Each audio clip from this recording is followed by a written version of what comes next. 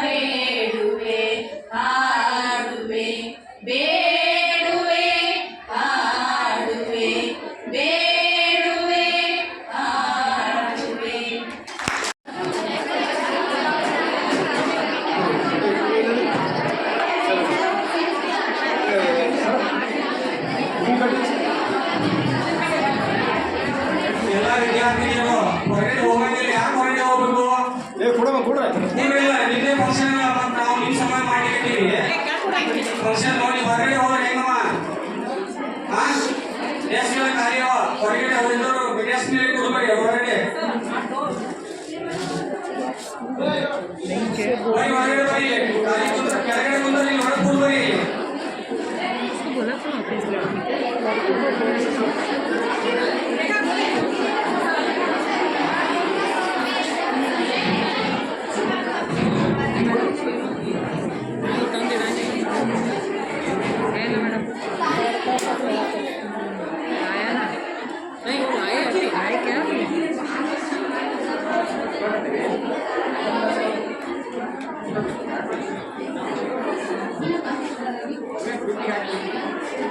Thank you.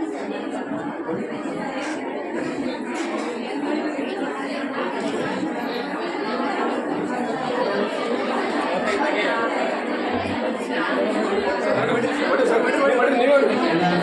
ವಿದ್ಯಾರ್ಥಿಗಳು ನಿಮ್ಮ ಜನರಿಗೆ ಸರಿಯಾಗಿ ಕೊಡ್ರಿ.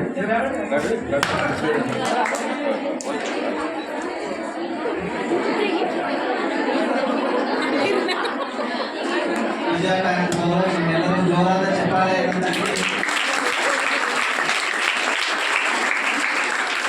ಈ ಕಾರ್ಯಕ್ರಮದ ಯಶಸ್ವಿಗೆ ನಿಮ್ಮ ಧನ್ಯವಾದಗಳು.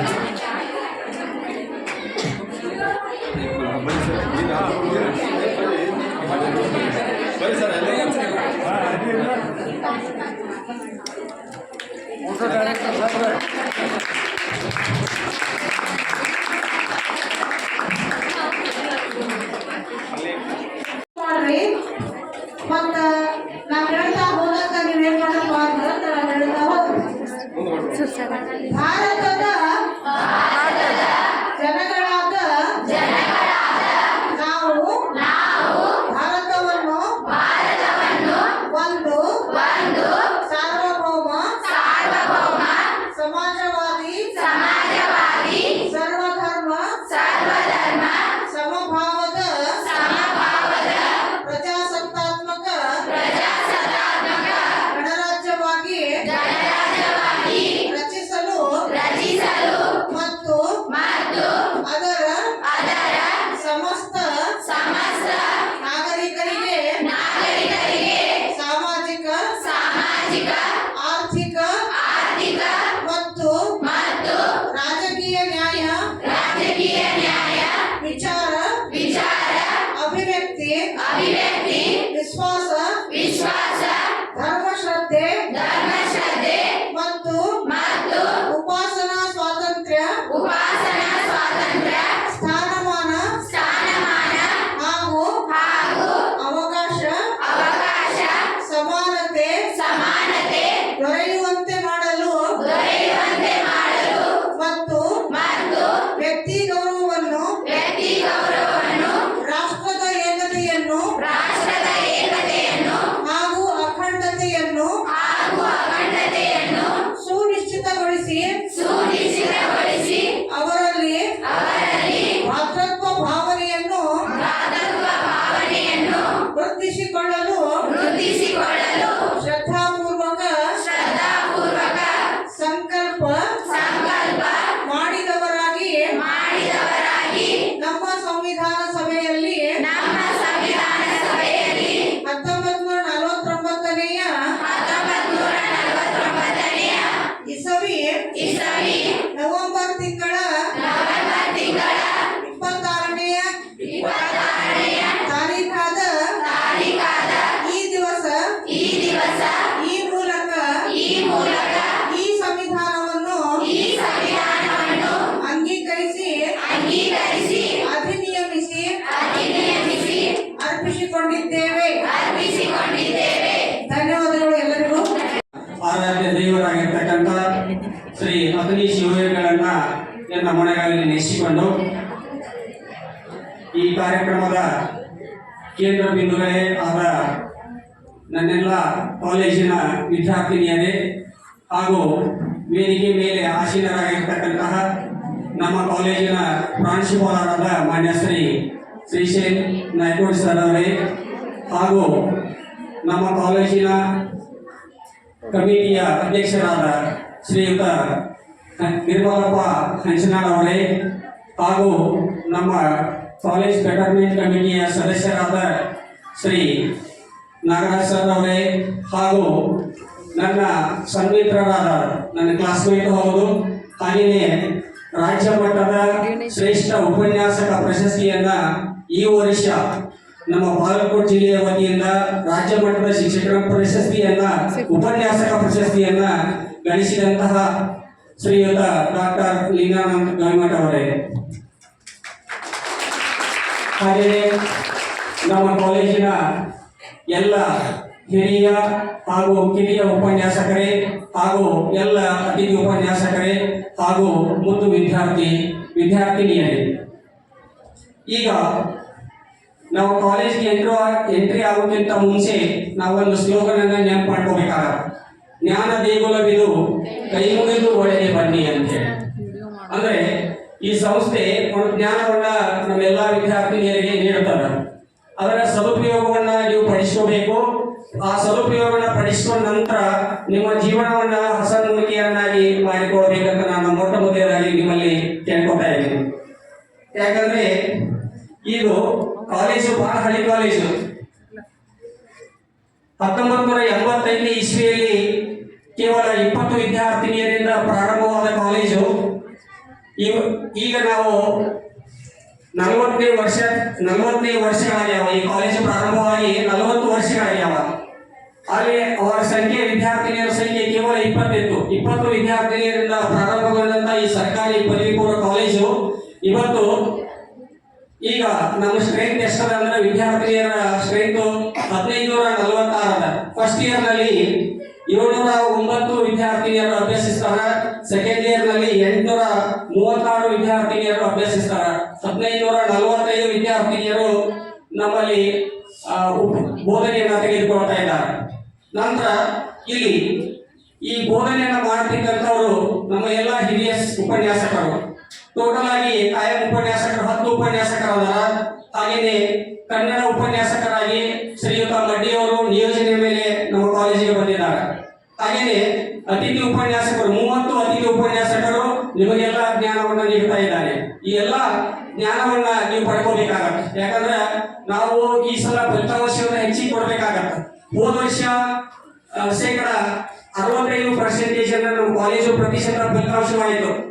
ಈ ವರ್ಷ ನಾವು ನಮ್ಮ ಗುರಿಯನ್ನ ಏನ್ ಮುಖ್ಯ ಅಂದ್ರೆ 90 above% ಅನ್ನ ಎವರೇಜ್ ಪರ್ಸೆಂಟೇಜ್ ಅನ್ನ ಕೊಡ್ಬೇಕಾಗ್ಯದ.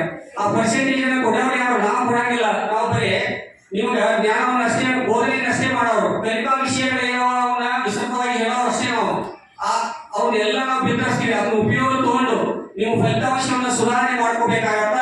ಸುಧಾರಣೆಯನ್ನು ಮಾಡಿಕೊಂಡು ನಮ್ಮ ಕಾಲೇಜಿಗೆ ಪ್ರತಿಶತ 90% ಎವರೇಜ್ 90% ಕೊಡಬೇಕಾಗತ್ತೆ. ಹೋದ ವರ್ಷ ನೀವು ಚೆನ್ನಾಗಿ ಮಾಡಿದ್ರಿ. ಅಂದ್ರೆ ಹೋದ ವರ್ಷ ಸೆಕೆಂಡ್ ಇಯರ್ ಬಿ ಕ್ಲಾಸ್ ನಲ್ಲಿ ಒಂದು ವಿದ್ಯಾರ್ಥಿನಿ ಬಾಗಲಕೋಟೆ ಜಿಲ್ಲೆಗೆ ಪ್ರಥಮ ಸ್ಥಾನವನ್ನ ಪಡ್ಕೊಂಡಾಗ. ಬಾಗಲಕೋಟೆ ಜಿಲ್ಲೆಗೆ ಶೇಕಡ 93.5% ಅನ್ನ ಮಾಡಿಕೊಂಡು ಬಾಗಲಕೋಟೆ ಜಿಲ್ಲೆಗೆ ನಮ್ಮ ಕಾಲೇಜಿನ ವಿದ್ಯಾರ್ಥಿ ಫಲಿತಾಂಶವನ್ನ ಗಿಟ್ಟಿಸಿಕೊಂಡು ನಮ್ಮ ಕಾಲೇಜಿಗೆ ಹಿರಿಮೆಯನ್ನ ತಂದುಕೊಟ್ಟಾಳ. ಅವರಿಗೆ ಒಂದು ಸಾರಿ ಚಪ್ಪಾಳೆಯನ್ನ ಕೊಡಬೇಕು. ಅದೇ ರೀತಿಯಾಗಿ ನೀವು ಅಭ್ಯಸಿಸಬೇಕಾಗುತ್ತೆ. ಇವಾಗ ನಮ್ಮೆಲ್ಲ ಅತಿಥಿ ಉಪನ್ಯಾಸಕರು ಬಹಳ ನೀವು ಕಷ್ಟಪಡ್ಲಿಕ್ಕೆ, ನಾವುಗಳು ಕಷ್ಟಪಡ್ಲಿಕ್ಕೆ, ಉಪನ್ಯಾಸಕರು ಬಹಳ ಕಷ್ಟಪಡ್ಲಿಕ್ಕೆ. ಯಾಕಂದ್ರೆ ಇವಾಗ ಪ್ರತಿಶತ ಟೈಮ್ ಟು ಟೈಮ್ ಎಲ್ಲಾ ಪೀಳಿಗೆಗಳನ್ನ ನಡೆಸಿಕೊಡ್ತೀವಿ ಅಧ್ಯಕ್ಷರ. ಎಲ್ಲಾ ಪೀಳಿಗೆಗಳು ಪ್ರಾರಂಭ ಆಗ್ತಾವ, ಹೌದಾ? ಆದ್ರಿಂದ ಎಲ್ಲಾ ವಿಷಯಗಳನ್ನ ನಾವು ಡಿಸೆಂಬರ್ ವರೆಗೆ ಮುಗಿಸಿ ನಾವು ಏನ್ ಮಾಡ್ತೀವಿ ಅಂದ್ರೆ ಮತ್ತೆ ರಿವಿಷನ್ ಅನ್ನ ಸ್ಟಾರ್ಟ್ ಮಾಡ್ತೀವಿ. ನೀವು ಏನ್ ಮಾಡ್ಬೇಕಂದ್ರೆ ಡಿಸೆಂಬರ್ ಸಿಲೆಬಸ್ ಮುಗಿತಂದ್ರೆ ಪಾಠ ಕೇಳೋದು ಬಿಡಬಾರ್ದು. ಮತ್ತೆ ಜನವರಿ ಫೆಬ್ರವರಿ ತನಕ ಪಾಠಗಳು ಇರ್ತಾವ. ನಿಮ್ಗೆ ಓನ್ಲಿ 20 days ನಾವು ಅಭ್ಯಸಿಸಲಿಕ್ಕೆ ನಿಮ್ಗೆ ಅವಕಾಶವನ್ನ ಕೊಡ್ತೀವಿ. ಸೊ ಅದರಿಂದ ಎಲ್ಲಾ ಅತಿಥಿ ಉಪನ್ಯಾಸಕರಿಂದ ಹಾಗೂ ಎಲ್ಲ ನಮ್ಮ ಕಾಯಂ ಉಪನ್ಯಾಸಕರು ಬಹಳ ಕಷ್ಟಪಡ್ಲಿಕ್ಕಾರ. ಆ ನಮ್ಮ ಶ್ರಮವನ್ನ ನೀವು ಅರ್ಥ ಮಾಡ್ಕೊಂಡು ನಿಮ್ಮ ಪಾಲಕರಿಗೆ ಹೇಳ್ಕೊಂಡು ಕರೆಕ್ಟ್ ಆಗಿ ನೀವೇನ್ ಮಾಡ್ಬೇಕಂದ್ರೆ ನೀವು ಕ್ಲಾಸಿಗೆ ಹಾಜರಾಗಬೇಕು. ಮತ್ತೆ ಎಲ್ಲ ಓಲ್ಡ್ ಕ್ವಶನ್ ಪೇಪರ್ಗಳನ್ನ ಬಿಡಿಸಿಕೊಂಡು ನೀವು ಫಲಿತಾಂಶವನ್ನು ಹೆಚ್ಚಿಗೆ ಮಾಡಿದ್ರೆ ನಿಮ್ಮ ಫಲಿತಾಂಶದಿಂದ ನಮ್ಮ ಕಾಲೇಜಿಗೆ ಬಹಳ ಹಿರಿಮೆ ಬರ್ತದ. ನಮ್ಮ ಬಾಗಲಕೋಟೆ ಜಿಲ್ಲೆಯಲ್ಲಿ ಮತ್ತು ಕರ್ನಾಟಕದಲ್ಲಿ ಸ್ಟ್ರೆಂತ್ ವೈಸ್ ಅನ್ನು ನಾವು ಕ್ಯಾಲ್ಕುಲೇಷನ್ ಮಾಡ್ಬೇಕಾರ, ಸ್ಟ್ರೆಂತ್ ವೈಸ್ ಅನ್ನು ಕ್ಯಾಲ್ಕುಲೇಷನ್ ಮಾಡ್ಬೇಕಾರ ಕರ್ನಾಟಕದಲ್ಲಿ 2ನೇ ಸ್ಥಾನ ಸ್ಟ್ರೆಂತ್ ಪ್ರಕಾರ. ಹಾಗೇನೆ ನಾವು ಫಲಿತಾಂಶದಲ್ಲಿ ನಾವು ಸ್ಥಾನಗಳನ್ನ ತಗೋಬೇಕಾಗ್ಯದ. ಆದ್ರಿಂದ ಅದು ನಮ್ಮ ಕೈಗಿಲ್ಲ. ನಾವೆಲ್ಲಾ ಬೋಧನೆಯನ್ನು ನಿಮ್ಗೆ ಹೇಳ್ತೀವಿ. ನಾವು ಎಲ್ಲಾ ತರಹದ ಬೋಧನೆಯನ್ನು ಮಾಡಿಕೊಡ್ತೀವಿ. ನಿಮ್ಮ ಕೈಯಾಗ ಆ ಫಲಿತಾಂಶವನ್ನು ಸರಿಯಾಗಿ ಮಾಡ್ಕೊಂಡ ನಂತರ ನಮ್ಮ ಕಾಲೇಜಿನ ಒಂದು ಹಿರಿಮೆ ಬರ್ತದೆ. ಆದ್ರಿಂದ ದಯಮಾಡಿ ನಾ ಕಳಕಳಿಯಾಗಿ ವಿನಂತಿಯನ್ನು ಮಾಡ್ಕೊಳ್ಳೋದು ಏನಂದ್ರೆ ಕರೆಕ್ಟ್ ಆಗಿ ಅಭ್ಯಸಿಸ್ರಿ, ಶ್ರಮ ವಹಿಸ್ರಿ, ಕಲಿಕೆಯಲ್ಲಿ ಪ್ರಗತಿಯನ್ನು ಸಾಧಿಸ್ರಿ. ನಂತರ ನಿಮ್ಮ ಫಲಿತಾಂಶ ಹೆಚ್ಚಿಗೆ ಬರ್ತದೆ. ಸೊ ಅದರಿಂದ ಫಲಿತಾಂಶವನ್ನು ಕೊಡುವವರು ನೀವೇ ಆಗಿರ್ತೀರ ಅಂತಕ್ಕಂಥ ಒಂದು ಮಾತನ್ನ ನಾನು ನಿಮ್ಮಲ್ಲಿ ಕಳಕಳಿಯಾಗಿ ವಿನಂತಿಯನ್ನು ಮಾಡಿಕೊಂಡು ನಮ್ಮ ಎಲ್ಲ ಉಪನ್ಯಾಸಕರ ಒಂದು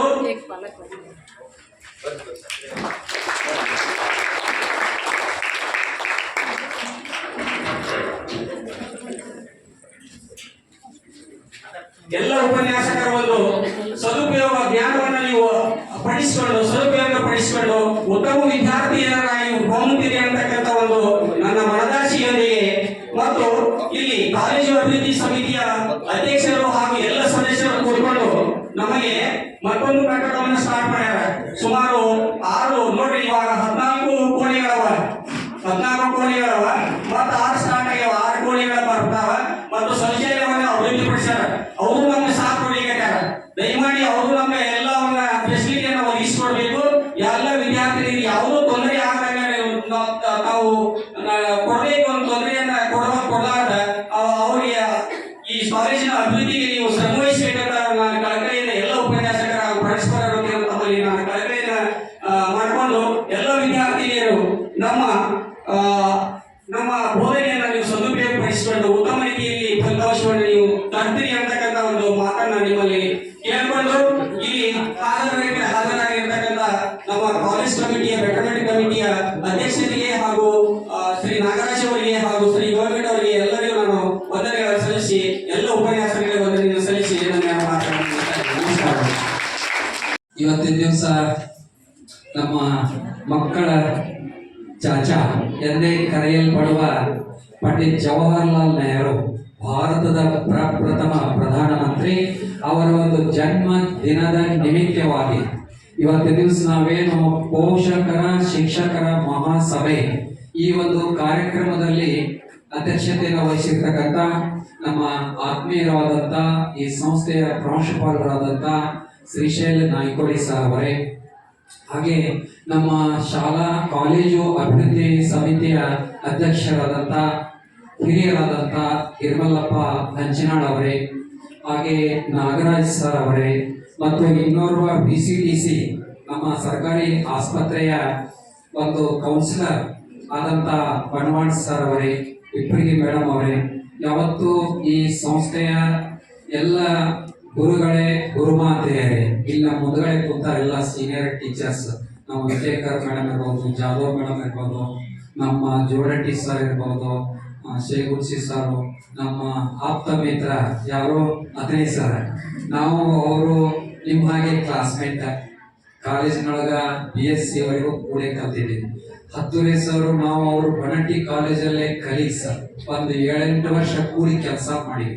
ಇಲ್ಲಿ ನಮ್ಮ ಜಯಶ್ರೀ ಮಟ್ಟೋಳಿದಲ್ಲಿ ನಮ್ಮ ವಿದ್ಯಾರ್ಥಿನಿ ಅವರ ನಿಮ್ಮ ಹಾಗೆ ಹೀಗೆ ಕೂತ್ಕೊಂಡು ನಮ್ಮ ಕೈಯಲ್ಲಿ ಕಲ್ತಾರ ಎಲ್ಲ ಉಪನ್ಯಾಸಕ ಬಳಗದವರೇ, ಮುದ್ದು ವಿದ್ಯಾರ್ಥಿನಿಯರೇ, ನಮ್ಗೆ ರೂಢಿಯದ ಮುದ್ದು ವಿದ್ಯಾರ್ಥಿಗಳೇ ಅಂದ ರೂಢಿಯದ. ಯಾಕಂದ್ರೆ ನಮ್ದು ಬಾಲಕರ ಕಾಲೇಜ, ನಾವು ಬಾಲಕಿಯರ ಅನ್ನಂಗೆ ಇಲ್ಲ, ರೈಟ್? ಆದ್ರೆ ಇವತ್ತು ವಿಶೇಷ, ಏನ್ ವಿಶೇಷ, ಎಲ್ಲರೂ ಬಾಲಕಿಯರೇ ಇದ್ದಾರೆ. ಇವತ್ತು ನೋಡ್ರಿ, ನಾನು ತುಂಬಾ ಅನಿರೀಕ್ಷಿತ ಇವತ್ತು ಈ ಕಾರ್ಯಕ್ರಮಕ್ಕೆ ಬಂದದ್ದು.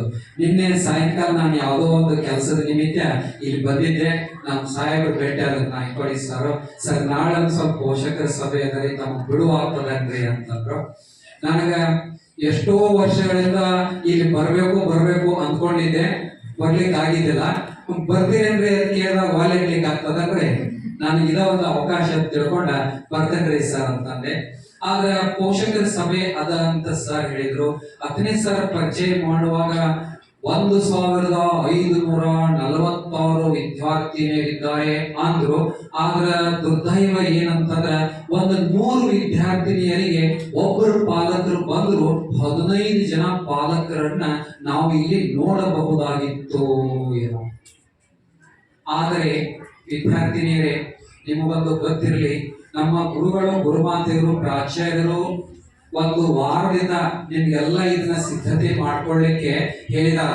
ಏನು, ನೀವು 14ನೇ ತಾರೀಕಿಗೆ ಕಾಲೇಜಿಗೆ ಬರುವಾಗ ನಿಮ್ಮ ಜೊತೆ ಕಡ್ಡಾಯವಾಗಿ ನಿಮ್ಮ ತಂದೆ ತಾಯಿ ಅಥವಾ ಪೋಷಕರನ್ನು ಕರೆದುಕೊಂಡು ಬನ್ನಿರಿ ಅಂತ ಹೇಳ್ಯಾರ. ಎಷ್ಟು ಜನರಿ ಹೇಳ್ಯಾರ? ಕೈ ಹತ್ರ ನೋಡೋಣ. ಸರ್ ನಮಗೆ ಹೇಳ್ಯಾರಿ ಸರ್ ಅಂತ ಅವರು.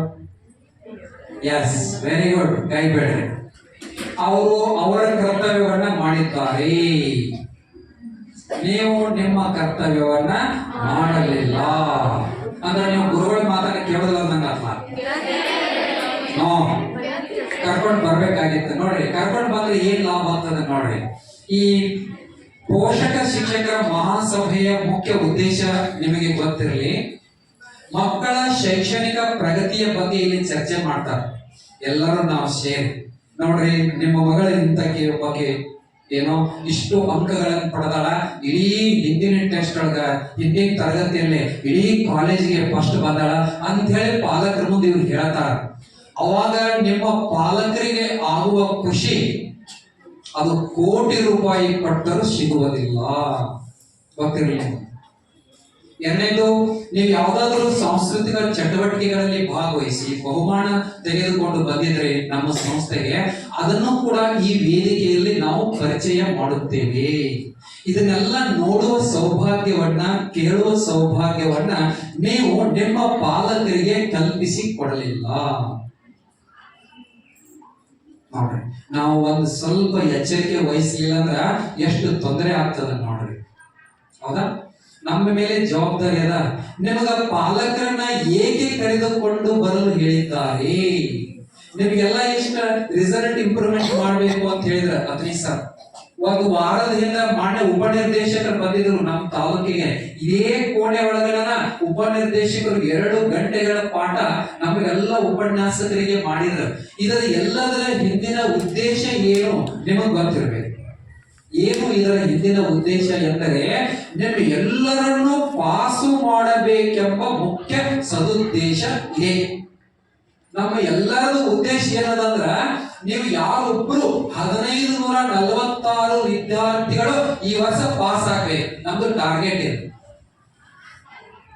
ನೀವು ಸರಿಯಾಗಿ ಸ್ಪಂದಿಸಿದ್ರ, ನಿಮ್ಮ ಪಾಲಕರ ಕರ್ಕೊಂಡ್ಬಂದು ಅವರು ಶೈಕ್ಷಣಿಕ ಪ್ರಗತಿ ಎಲ್ಲ ನೋಡಿದ್ರ ಅವ್ರಿಗೂ ಒಂದು ಆನಂದ ಆಗ್ತದೆ. ಇಲ್ಲ ಅಂತಂದ್ರ ಇಂತಹ ಸಮಸ್ಯೆಗಳು ಉಂಟಾಗುವ ಸಾಧ್ಯತೆ ಇರುತ್ತವೆ. ಇನ್ನ ಪಂಡಿತ್ ನೆಹರು ಅವರ ಬಗ್ಗೆ ಒಂದೆರಡು ಮಾತು. ಇವತ್ತು ಅವರ ಜನ್ಮ ದಿನಾಚರಣೆ ಇರೋ ನಿಮಿತ್ತವಾಗಿ ನಾನು ಸುಮ್ಮನೆ ನಿಮಗೆ ನೆನಪಿಸ್ತೀನಿ.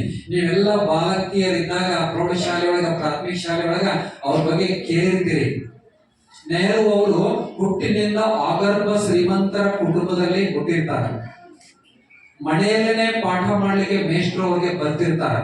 ಮುಂದೊಂದು ದಿನ ಪದವಿಯನ್ನ ಇಂಗ್ಲೆಂಡಿನ ಪ್ರತಿಷ್ಠಿತ ವಿಶ್ವವಿದ್ಯಾಲಯದಲ್ಲಿ ಪಡ್ಕೊಂತಾರ. ಆಮೇಲೆ ಬ್ಯಾರಿಸ್ಟರ್ ಅಂತಕ್ಕಂಥ ಪದವಿಯನ್ನ ಪಡ್ಕೊಂಡು ವಾಪಸ್ ಭಾರತಕ್ಕೆ ಬರ್ತಾರ. ಅವಾಗ ಭಾರತದಲ್ಲಿ ಸ್ವಾತಂತ್ರ್ಯದ ಚಳವಳಿಯ ಕಹಳೆ ಪ್ರಾರಂಭ ಆಗಿರ್ತದ. ಆ ಸ್ವತಂತ್ರದ ಚಳವಳಿಯಲ್ಲಿ ಭಾಗವಹಿಸಿ ಪಂಡಿತ್ ಜವಾಹರ್ಲಾಲ್ ನೆಹರು ಅವರು ಸುಮಾರು 9 ವರ್ಷಗಳವರೆಗೆ ಜೈಲಿನಲ್ಲಿ ಇರುತ್ತಾರೆ. ಆ ಜೈಲಿನಲ್ಲಿ ಇರುವ ಅವಧಿಯಲ್ಲೇ ಅವರು ಪುಸ್ತಕಗಳನ್ನ ಬರೆದಾರ. ನೀವು ಕೂಡ ಓದಬೇಕು ಆ ಪುಸ್ತಕಗಳು. ಒಂದೆರಡು ಸ್ಯಾಂಪಲ್ ಪುಸ್ತಕಗಳನ್ನ ಹೇಳ್ತೀನಿ.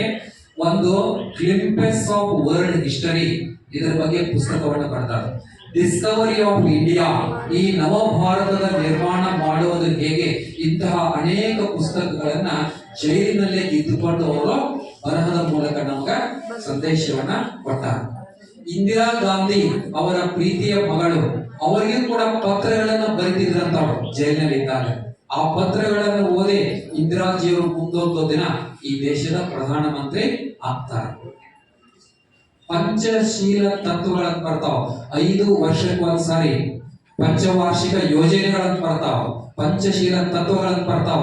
ಇವೆಲ್ಲ ಕೊಡುಗೆಗಳು ಯಾರು ಅಂತಂದ್ರ ಆಧುನಿಕ ಭಾರತದ ನಿರ್ಮಾತೃ ಅಂತಾನೆ ಹೇಳ್ತೀನಿ ಅವರಿಗೆ. ಯಾಕೆ ಅಂತಂದ್ರ ಸ್ವತಂತ್ರ ಭಾರತ ಆದಾಗ ಅವರು ಮರಣ ಹೊಂದುವವರೆಗೂ ಪ್ರಧಾನಮಂತ್ರಿಯಾಗೇ ಇದ್ರು.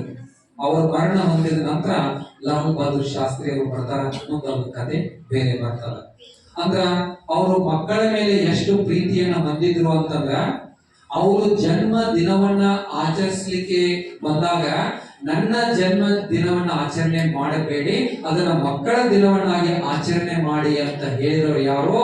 ಪಂಡಿತ್ ಜವಾಹರ್ಲಾಲ್ ನೆಹರು ಅವರು. ಅಂದಿನಿಂದ ಇಂದಿನವರೆಗೆ ನವೆಂಬರ್ 14 ಮಕ್ಕಳ ಜಯಂತಿಯಂತೆ ನಾವು ಆಚರಿಸ್ತೀವಿ. ಆ ಒಂದು ಜಯಂತಿಯ ನಿಮಿತ್ತವಾಗಿ ನಮ್ಮ ಘನ ಸರ್ಕಾರ ಏನ್ ಮಾಡಿದ, ನಿಮಗೆಲ್ಲ ಪೋಷಕರ ಮತ್ತು ಶಿಕ್ಷಕರ ಒಂದು ಸಭೆಯನ್ನ ಏರ್ಪಡಿಸಿರಿ ಅಂತ ನಮಗೆ ಆದೇಶ ಮಾಡಿದೆ. ಅದರ ನಿಮಿತ್ತವಾಗಿ ನಾವು ಇವತ್ತು ದಿವಸ ನಿಮಗ ಕಾರ್ಯಕ್ರಮಕ್ಕೆ ಕರೆಸಲಾಗಿದೆ. ಇಲ್ಲಿ ನಾವು ಏನ್ ಚರ್ಚೆ ಮಾಡ್ಬೇಕಾಗಿದೆ, ಏನನ್ನ ಹೇಳ್ಬೇಕಾಗಿದೆ, ಅದರ ನಿಮ್ಮ ಶಾಲೆಯ ಒಂದು ಪಕ್ಷಿ ನೋಟವನ್ನ ಈಗಾಗಲೇ ಅತನಿ ಸರ್ ಹೇಳಿದ್ರು ನಾವು, ಹೌದಾ? ಎಷ್ಟು ವರ್ಷ ನೋಡ್ರಿ, 40 ವರ್ಷಗಳ ಒಂದು ದೀರ್ಘವಾದಂತ ಇತಿಹಾಸದ ನಿಮ್ಮ ಸಂಸ್ಥೆಗೆ. ನೀವಾದ್ರೂ ಕೂಡ ಇಲ್ಲಿಂದ ಓದಿ ಪದವಿಯನ್ನ ಪಡ್ಕೋಬೇಕು. ಯಾರೊಬ್ರು ಶಾಲೆಯನ್ನ ಅರ್ಧಕ್ಕೆ ನಿಲ್ಲಿಸಬಾರದು. ನೋಡ್ರಿ, ಇಲ್ಲಿ ನೀವು 1,500 ಮಕ್ಕಳಿದ್ರ ಅಲ್ಲಿ ವುಮೆನ್ಸ್ ಡಿಗ್ರಿ ಕಾಲೇಜ್ ಒಳಗ ನಿಮ್ಗೆ 2 ಪಟ್ಟು ಮಕ್ಕಳು, 3,000ಕ್ಕಿಂತಲೂ ಹೆಚ್ಚು ಮಕ್ಕಳು ಇವತ್ತಿನ ದಿವಸ ಸರ್ಕಾರಿ ಪದವಿ ಕಾಲೇಜಿನಲ್ಲೇ ಓದ್ತಾ ಇದ್ದಾರೆ. ನೀವ್ಯಾರು ಅಧ್ಯಯನವನ್ನ ಅರ್ಧಕ್ಕೆ ಮೊಟಕುಗೊಳಿಸಬಾರದು, ಶಾಲೆಯನ್ನ ಬಿಟ್ಟು ಬಿಡಬಾರದು. ಏನು PUC ಅನ್ನು ಮಾಡಿರಲಿಲ್ಲ, ಮುಂದಿನ ಹಂತದ ಅಧ್ಯಯನ ಪದವಿಯನ್ನು ಕೂಡ ಕಡ್ಡಾಯವಾಗಿ ಪಡಿಬೇಕು. ಕನಿಷ್ಠ ಪದವಿಯನ್ನಾದ್ರೂ ಪಡಿಬೇಕು. ಒಬ್ಬ ಎಣ್ಣ ಅಂಬಿಕಾ ಅಂತ ಹೇಳಿ ತಮಿಳುನಾಡಿನಲ್ಲಿ ಒಬ್ಬ ವಿದ್ಯಾರ್ಥಿನಿ ಬರ್ತಾಳೆ. ಅವಳ ಕಥೆಯನ್ನ, ಅದು ಸತ್ಯ ಘಟನೆ, ಕಥೆ ಎಲ್ಲವಿದು ಸತ್ಯ ಘಟನೆ. ಒಂದು ಸ್ಯಾಂಪಲ್ ಆಗಿ ನಿಮ್ಗೆ ಒಂದು ಕಥೆಯನ್ನು ಹೇಳ್ತಾನ. ಆ ಎಣ್ಣ ಅಂಬಿಕಾ ಅಂತ ನೀವು ಯೂಟ್ಯೂಬ್ ನೋಡಿ ಬಳಿರಿ. ನಮ್ಮ ರವಿ ಚಂದನ್ ಅವರ IPS ಆಫೀಸರ್ ಬಾಯಲ್ಲಿ ಆ ಕಥೆಯನ್ನ ಕೇಳಿದ್ರೆ ಮೈ ರೋಮಾಂಚನ ಆಗ್ತದ. ಏನು, ಆ ಎಣ್ಣ ಅಂಬಿಕಾ 7ನೇ ತರಗತಿವರೆಗೆ ಓದಿರ್ತಾಳ, 16ನೇ ವಯಸ್ಸಿಗೆ ಮದುವೆ ಆಗ್ತದ. ತಮಿಳುನಾಡಿನ ದಿಂಡಿಗಲ್ ಅಂತ ಹೇಳಿ ಒಂದು ಊರಲ್ಲಿ ವಾಸವಾಗಿರ್ತಾಳ. ಅವಳ ಪತಿ ಪೊಲೀಸ್ ಪೇದೆಯಾಗಿರ್ತಾನ. ಪೊಲೀಸ್ ಪೇದೆಯಾಗಿ ಪರೇಡ್ ನಡೆಯುತ್ತದ ಚೆನ್ನೈ ಪಟ್ಟಣದಲ್ಲಿ. ಏನೋ ಸ್ವತಂತ್ರ ದಿನಾಚರಣೆದ ಕಾರ್ಯಕ್ರಮ ನಡೆದಿರ್ತದ. ಪತಿ ಕಾರ್ಯಕ್ರಮ ಮುಗಿದ ನಂತರ ಬೇಗ ಮನೆಗೆ ಹೋಗದೇ ಇರೋದ್ರಿಂದ ಬುತ್ತಿಯನ್ನ ತಗೊಂಡು ಬಗಲಲ್ಲಿ ಮಗುವನ್ನ ಎತ್ಕೊಂಡು ಆ ಹೆಣ್ಮಗಳು ಆ ಗ್ರೌಂಡ್ ಹತ್ರ ಬರ್ತಾಳ. ಬಂದಾಗ ಅವಳ ಮನಸ್ಸಿನಲ್ಲಿ ಒಂದೇನೋ ಪರಿವರ್ತನೆ ಆಗ್ತದ. ಆ ಪರಿವರ್ತನೆ ನಮ್ಮೆಲ್ಲರ ಮನಸ್ಸಿನಲ್ಲೂ ಆಗ್ಬೇಕು. ಅವಳು ಕೇಳ್ತಾಳ ಗಂಡನಿಗೆ, ಬುದ್ಧಿ ತಗೊಂಡ್ ಬಂದಿರ್ತಾಳ, ನೀನ್ ಯಾಕೆ ಇಲ್ಲಿ ಬಂದಿ ಅಂತ ಕೇಳ್ತಾನ. ನಾನು ಹಿಂಗ ಲೇಟ್ ಮಾಡಿದ್ರೆ ನೀವು ಬುದ್ಧಿ ತಗೊಂಡ್ ಬಂದೀನಿ ಅಂತ ಹೇಳ್ತಾಳ. ಆಮೇಲೆ ನೀವು ಪೊಲೀಸರು ಎಲ್ಲರೂ ಸಬ್ ಇನ್ಸ್ಪೆಕ್ಟರ್ಗೆ ಶೆಲ್ಯೂಟ್ ಹೊಡೆದ್ರಿ, ಸಬ್ ಇನ್ಸ್ಪೆಕ್ಟರ್ ಏನು DYSP ಅವರಿಗೆ ಶೆಲ್ಯೂಟ್ ಹೊಡೆದ್ರು, DYSP ಅವರು SP ಅವರಿಗೆ ಶೆಲ್ಯೂಟ್ ಹೊಡೆದ್ರು, SP ಅವರು ಬಂದ ಮುಂದ ತಮಿಳುನಾಡಿನ ಪೊಲೀಸ್ ಮಹಾನಿರ್ದೇಶಕರ ಮುಂದ ಶೆಲ್ಯೂಟ್ ಹೊಡೆದ್ರು. ಅವ್ರು ಯಾರ್ರೀ ಅಂತ ಕೇಳ್ತಾರೆ. ಅವರು ಈಗ ಇಡೀ ರಾಜ್ಯದ ಪೊಲೀಸ್ ಮಹಾನಿರ್ದೇಶಕರು. ಆ ಹುದ್ದೆಯನ್ನು ಪಡಿಬೇಕಾದ್ರೆ ಏನ್ ಮಾಡ್ಬೇಕ್ರಿ ಅಂತ ಕೇಳ್ತಾರ. ಏನಿಲ್ಲ, IPS ಮಾಡ್ಬೇಕು ಅಂತ ಹೇಳ್ತಾನ ಪತಿ. IPS ಅಂದ್ರೆ ಏನ್ರಿ ಅಂತ ಕೇಳ್ತಾನ. ನಿನಗೆಲ್ಲ ಅದು ಅರ್ಥ ಆಗುದಿಲ್ಲ, ಸುಮ್ಮನೆ ಕೊಡಂತ ಅಂದ ಮನೆಗೆ ಹೋಗ್ತಾನ. ಮನೆಗೆ ಹೋದ್ರ ಆಕಿ ಸುಮ್ಮನೆ ಬಿಡುದಿಲ್ಲ. IPS ಅಂದ್ರೆ ಏನ್ರಿ ಅಂತ ಪ್ರಶ್ನೆ ಮಾಡಕತ್ತ. ಏನಿಲ್ಲ, IPS ಮಾಡ್ಬೇಕಾದ್ರ IAS IPS ಮಾಡ್ಬೇಕಾದ್ರ ಕನಿಷ್ಠ ಡಿಗ್ರಿ ಓದಿರ್ಬೇಕು, ಪದವಿ ಓದಿದ್ರೆ ಮಾಡ್ಲಿಕ್ಕೆ ಬರ್ತಾರ. ನೀ ಯಾಕೆ ಅದ್ರ ಬಗ್ಗೆ ವಿಚಾರ ಮಾಡ್ತಿ, ಬರೀ 7ನೇ ತಕ್ಕಂತಿ ಅಂತ ಪತಿ. ಅಷ್ಟಕ್ಕ ಬಿಡುದಿಲ್ಲ. ಇಲ್ರಿ, ನಾನು IPS ಮಾಡ್ಬೇಕಂತ ಮಾಡೀನಿ ಅಂತ. ಅವಾಗ ಆಶ್ಚರ್ಯ ಆಗ್ತದ. ನೀನು IPS ಮಾಡ್ತೀಯ, IPS ಮಾಡ್ಬೇಕಾದ್ರೆ SSLC ಓದ್ಬೇಕು, PUC ಓದ್ಬೇಕು, ಡಿಗ್ರಿ ಓದ್ಬೇಕು, ಆಮೇಲೆ IPS ಮಾಡ್ಬೇಕು ಅಂತ ಹೇಳ್ತಾನೆ. ನಾಳಿಂದ ಅಭ್ಯಾಸ ಪ್ರಾರಂಭ. ಎಕ್ಸ್ಟರ್ನಲ್ SSLC ಕಟ್ತಾಳ್ರಿ, ಮನ್ಯಾಗ ಕೂತ SSLC ಪಾಸ್ ಆಗ್ತಾನೆ. PUC ಅನ್ನ ಬಾಹ್ಯ ವಿದ್ಯಾರ್ಥಿ ಅಂತ ಹೇಳಿ ಕಟ್ಲಿಕ್ಕೆ ಬರ್ತದ, PUC ಅನ್ನ ಪಾಸ್ ಆಗ್ತಾರ. ಪದವಿಯನ್ನು ಕೂಡ ಎಕ್ಸ್ಟರ್ನಲ್ ಕಟ್ಲಿಕ್ಕೆ ಬರ್ತದ, ಮನೆಯೊಳಗ ಅಧ್ಯಯನ ಮಾಡಿ BA ಅಂತಿಮ ವರ್ಷವನ್ನ ಪಾಸ್ ಆಗ್ತಾರ. ಮುಂದೇನು, ದಿಂಡಿಗಲ್ ಅಂತ ಹಳ್ಳಿ ಒಳಗ ಇಷ್ಟೆಲ್ಲ ಪದವಿಯನ್ನು ಓದಿದ್ದು ರೀ, ನಾನು IPS ಮಾಡ್ಬೇಕು, ನಾನು ಚೆನ್ನೈಗೆ ಹೋಗಿ ರೂಮ್ ಹಿಡ್ಕೊಂಡು ಅಭ್ಯಾಸ ಮಾಡ್ತೇನೆ ಅಂತ ಹೇಳ್ತಾರ.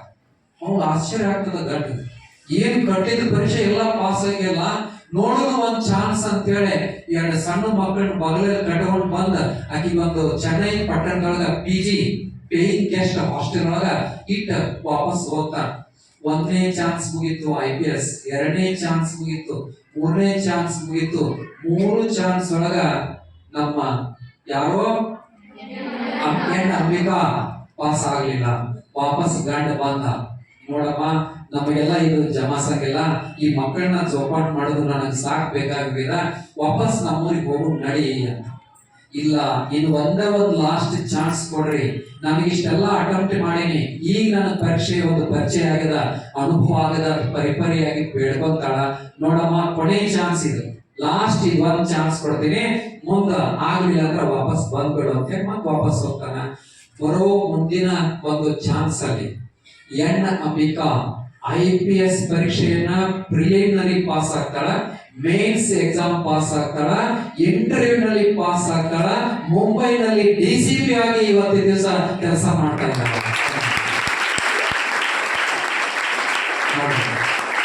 ಒಬ್ಬ ಇವತ್ತು ಈ ಎಣ್ಣ ಅಂಬಿಕಾ ಅಂತಕ್ಕಂಥಕ್ಕೆ ಬಡತನದಿಂದ ಶಾಲೆಗೇನೆ ಹೋಗದೆ ಮನೆಯಲ್ಲಿ ಕೂತ್ಕೊಂಡು ಅಧ್ಯಯನ ಮಾಡಿ ಮಾಡಿ ಸೂಪರಿಂಟೆಂಡೆಂಟ್ ಆಫ್ ಪೊಲೀಸ್ ಆಗ್ಬೇಕು ಅಂತ ಗುರಿ ಇಟ್ಕೊಂಡಿದ್ವು ಅಂತಂದ್ರ ನೀವೆಲ್ಲ ಎಷ್ಟು ಸುದೈವಿಗಳು.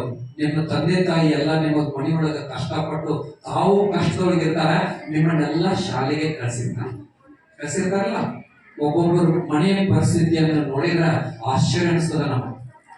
ನಮ್ಮೊಬ್ಬ ವಿದ್ಯಾರ್ಥಿ ರಮೇಶ್ ಕೋಲಾರ್ ಅಂತ ಹೇಳಿ ಹುಟ್ಟೂರವ ಸಂದರ್ಭ ಬಂದದ ಅಂತ ಹೇಳ ಎಷ್ಟು ಬಡತನ ಇತ್ತು ಅಂತಂದ್ರ ನಾನು ಕ್ಲಾಸ್ ಟೀಚರ್ ಇದ್ದೆ. ಅವನಿಗೆ ಒಂದೊಂದ್ ದಿವ್ಸ ಪ್ರೇಯರ್ ತಪ್ಪಿಸ್ತಿದ್ದ, ಫಸ್ಟ್ ಪೀರಿಯಡ್ ಅಬ್ಸೆಂಟ್ ಆಗ್ತಿದ್ದ. ನಮ್ಮ ಅತ್ರಿ ಸರ್ ಮನೆ ಬಾಜುಕ ಮನೆ ಅದ ಅವ್ರ ಹುಟ್ಟೂರೊಳಗ. ಯಾಕೋ ಅಂತ ಕೇಳಿದೆ, ಸರ್ ಹಾಲು ಮಾರಕ ಹಾಲು ಮನೆಗೆ ಪಾಕೆಟ್ ಹಾಕ್ಲಿಕ್ಕೆ ಹೋಗಿದ್ರಿ ಸರ್, ಲೇಟ್ ಆತ್ರಿ ಅಂತ. 10 ಪೈಸಾ ಸಿಕ್ತಿತ್ತಂತ ಒಂದೊಂದು ಪಾಕೆಟ್ಗೆ, 5 ರೂಪಾಯಿ ಸಿಕ್ತಿತ್ತಂತ. ಆ 5 ರೂಪಾಯಿಗೋಸ್ಕರ ಆ ವಿದ್ಯಾರ್ಥಿ ಮನೆಗೆ ಹಾಲಿನ ಪಾಕೆಟ್ ಹಾಕೊಂತ ಹೋಗ್ತಿದ್ದ. ಶಾಲೆಯಲ್ಲಿ ಬಹಳ ಪ್ರತಿಭಾವಂತ ಇದ್ದ. ಮುಂದೊಂದು ದಿನ KS ಒಳಗ ಅಸಿಸ್ಟೆಂಟ್ ಕಮಿಷನರ್ ಹುದ್ದೆ ಒಳಗ ಇಡೀ ರಾಜ್ಯಕ್ಕೆ 2ನೇ ರ್ಯಾಂಕ್ ಅನ್ನು ಪಡೆದ. ಇವತ್ತು ದಿವಸ ಆ ರಮೇಶ್ ಕೋಲಾರ್ ವಿದ್ಯಾರ್ಥಿ ಯಾದಗಿರಿ ಜಿಲ್ಲೆಯ ಅಪರ ಜಿಲ್ಲಾಧಿಕಾರಿಯಾಗಿ ಹಾಜರಾಗ್ಯಾರ. ನೋಡ್ರಿ, ಅವನ ಮನೆಗೆ ಹೋಗಿದ್ದೆ ನಾನು. ಶಾಲೆ ಬಿಟ್ಟಿದ್ದ. ಯಾಕೆ ಶಾಲೆ ಬಿಟ್ಟಿದ್ದ ಅಂದ್ರ ಕಲ್ಲಳ್ಳಿ ವೆಂಕಟರಮಣ ಜಾತ್ರೆ ಒಳಗೆ ತೆಂಗಿನಕಾಯಿ ಮಾಡಕ್ ಹೋಗಿದ್ರಿ ಸರ್ ಅಂತ. ಮನೆಗೆ ಹೋದಾಗ ಒಂದು ತೊಡಿ ಮೇಲೆ ಪುಸ್ತಕ ಇತ್ತು, ಕಣ್ಣಿಗೆ ಸುತ್ತಿದ್ದ. ಅವ್ರ ತಾಯಿಗೆ ಅದು ನಮ್ಮ ನೇಕಾರ ಸುತ್ತಿದ್ದ, ನೂಲ್ ಸುತ್ತುದು, ಆ ನೂಲ್ ಸುತ್ತಿದ್ದ. ಎಳೆ ಬಂದ ದಾರದ ನಳಿಗೆ ಸುತ್ತುವಂತ ಇತ್ತು. ಒಂದ್ ಕಡೆಗೆ ಪುಸ್ತಕ ಇಟ್ಕೊಂಡು ಓದ್ತಾ ಇತ್ತು. ಅಂದ್ರ ಪ್ರಯತ್ನ ಮಾಡಿದ್ರ ನಮಗೆ ಏನ್ ಎಲ್ಲಾನು ಸಾಧ್ಯದ. ಸಾಧ್ಯ ಎಂದರೆ ಸಾಧ್ಯ, ನಮಗೆ ಸಾಧ್ಯ ಇಲ್ಲ ಎಂದರೆ ಏನೋ ಸಾಧ್ಯ. ಅದಕ್ಕೆ ನೀವು ಕೂಡ ಮನಸ್ಸು ಮಾಡ್ಬೇಕು. ಈಗ ನಮ್ಮ ಸರ್ 90% ಟಾರ್ಗೆಟ್ ಇಟ್ಟಾರ. 100ಕ್ಕೆ 90% ಕನಿಷ್ಠ ಆಗ್ಬೇಕಂತ. ನೀವೆಲ್ಲರೂ ಪಾಸ್ ಆದ್ರೆ ಎಷ್ಟಾಗ್ತದೆ ಹೇಳ್ರಿ? ಪರ್ಸೆಂಟೇಜ್ ಎಷ್ಟಾಗ್ತದ? 100% ಆಗ್ತದ.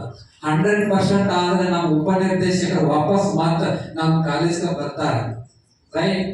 ಅದಕ್ಕೆ ನೀವೆಲ್ಲ ವಿದ್ಯಾರ್ಥಿನಿಯರು ಸತತ ಅಧ್ಯಯನ ಮಾಡಬೇಕು.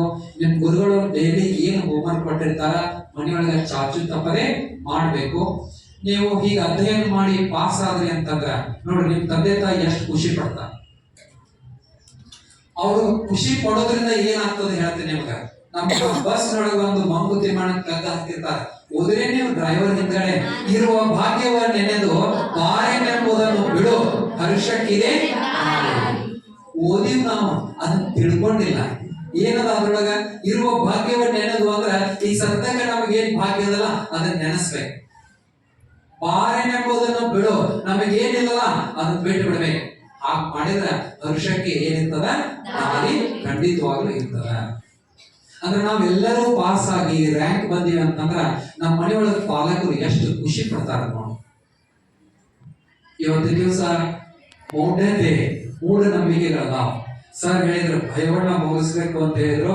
ಅದು ಒಮ್ಮೆಗೆ ಹೋಗಂಗಿಲ್ಲ, ಭಯ ಸ್ವಲ್ಪ ಟೈಮ್ ತಗೋತದ.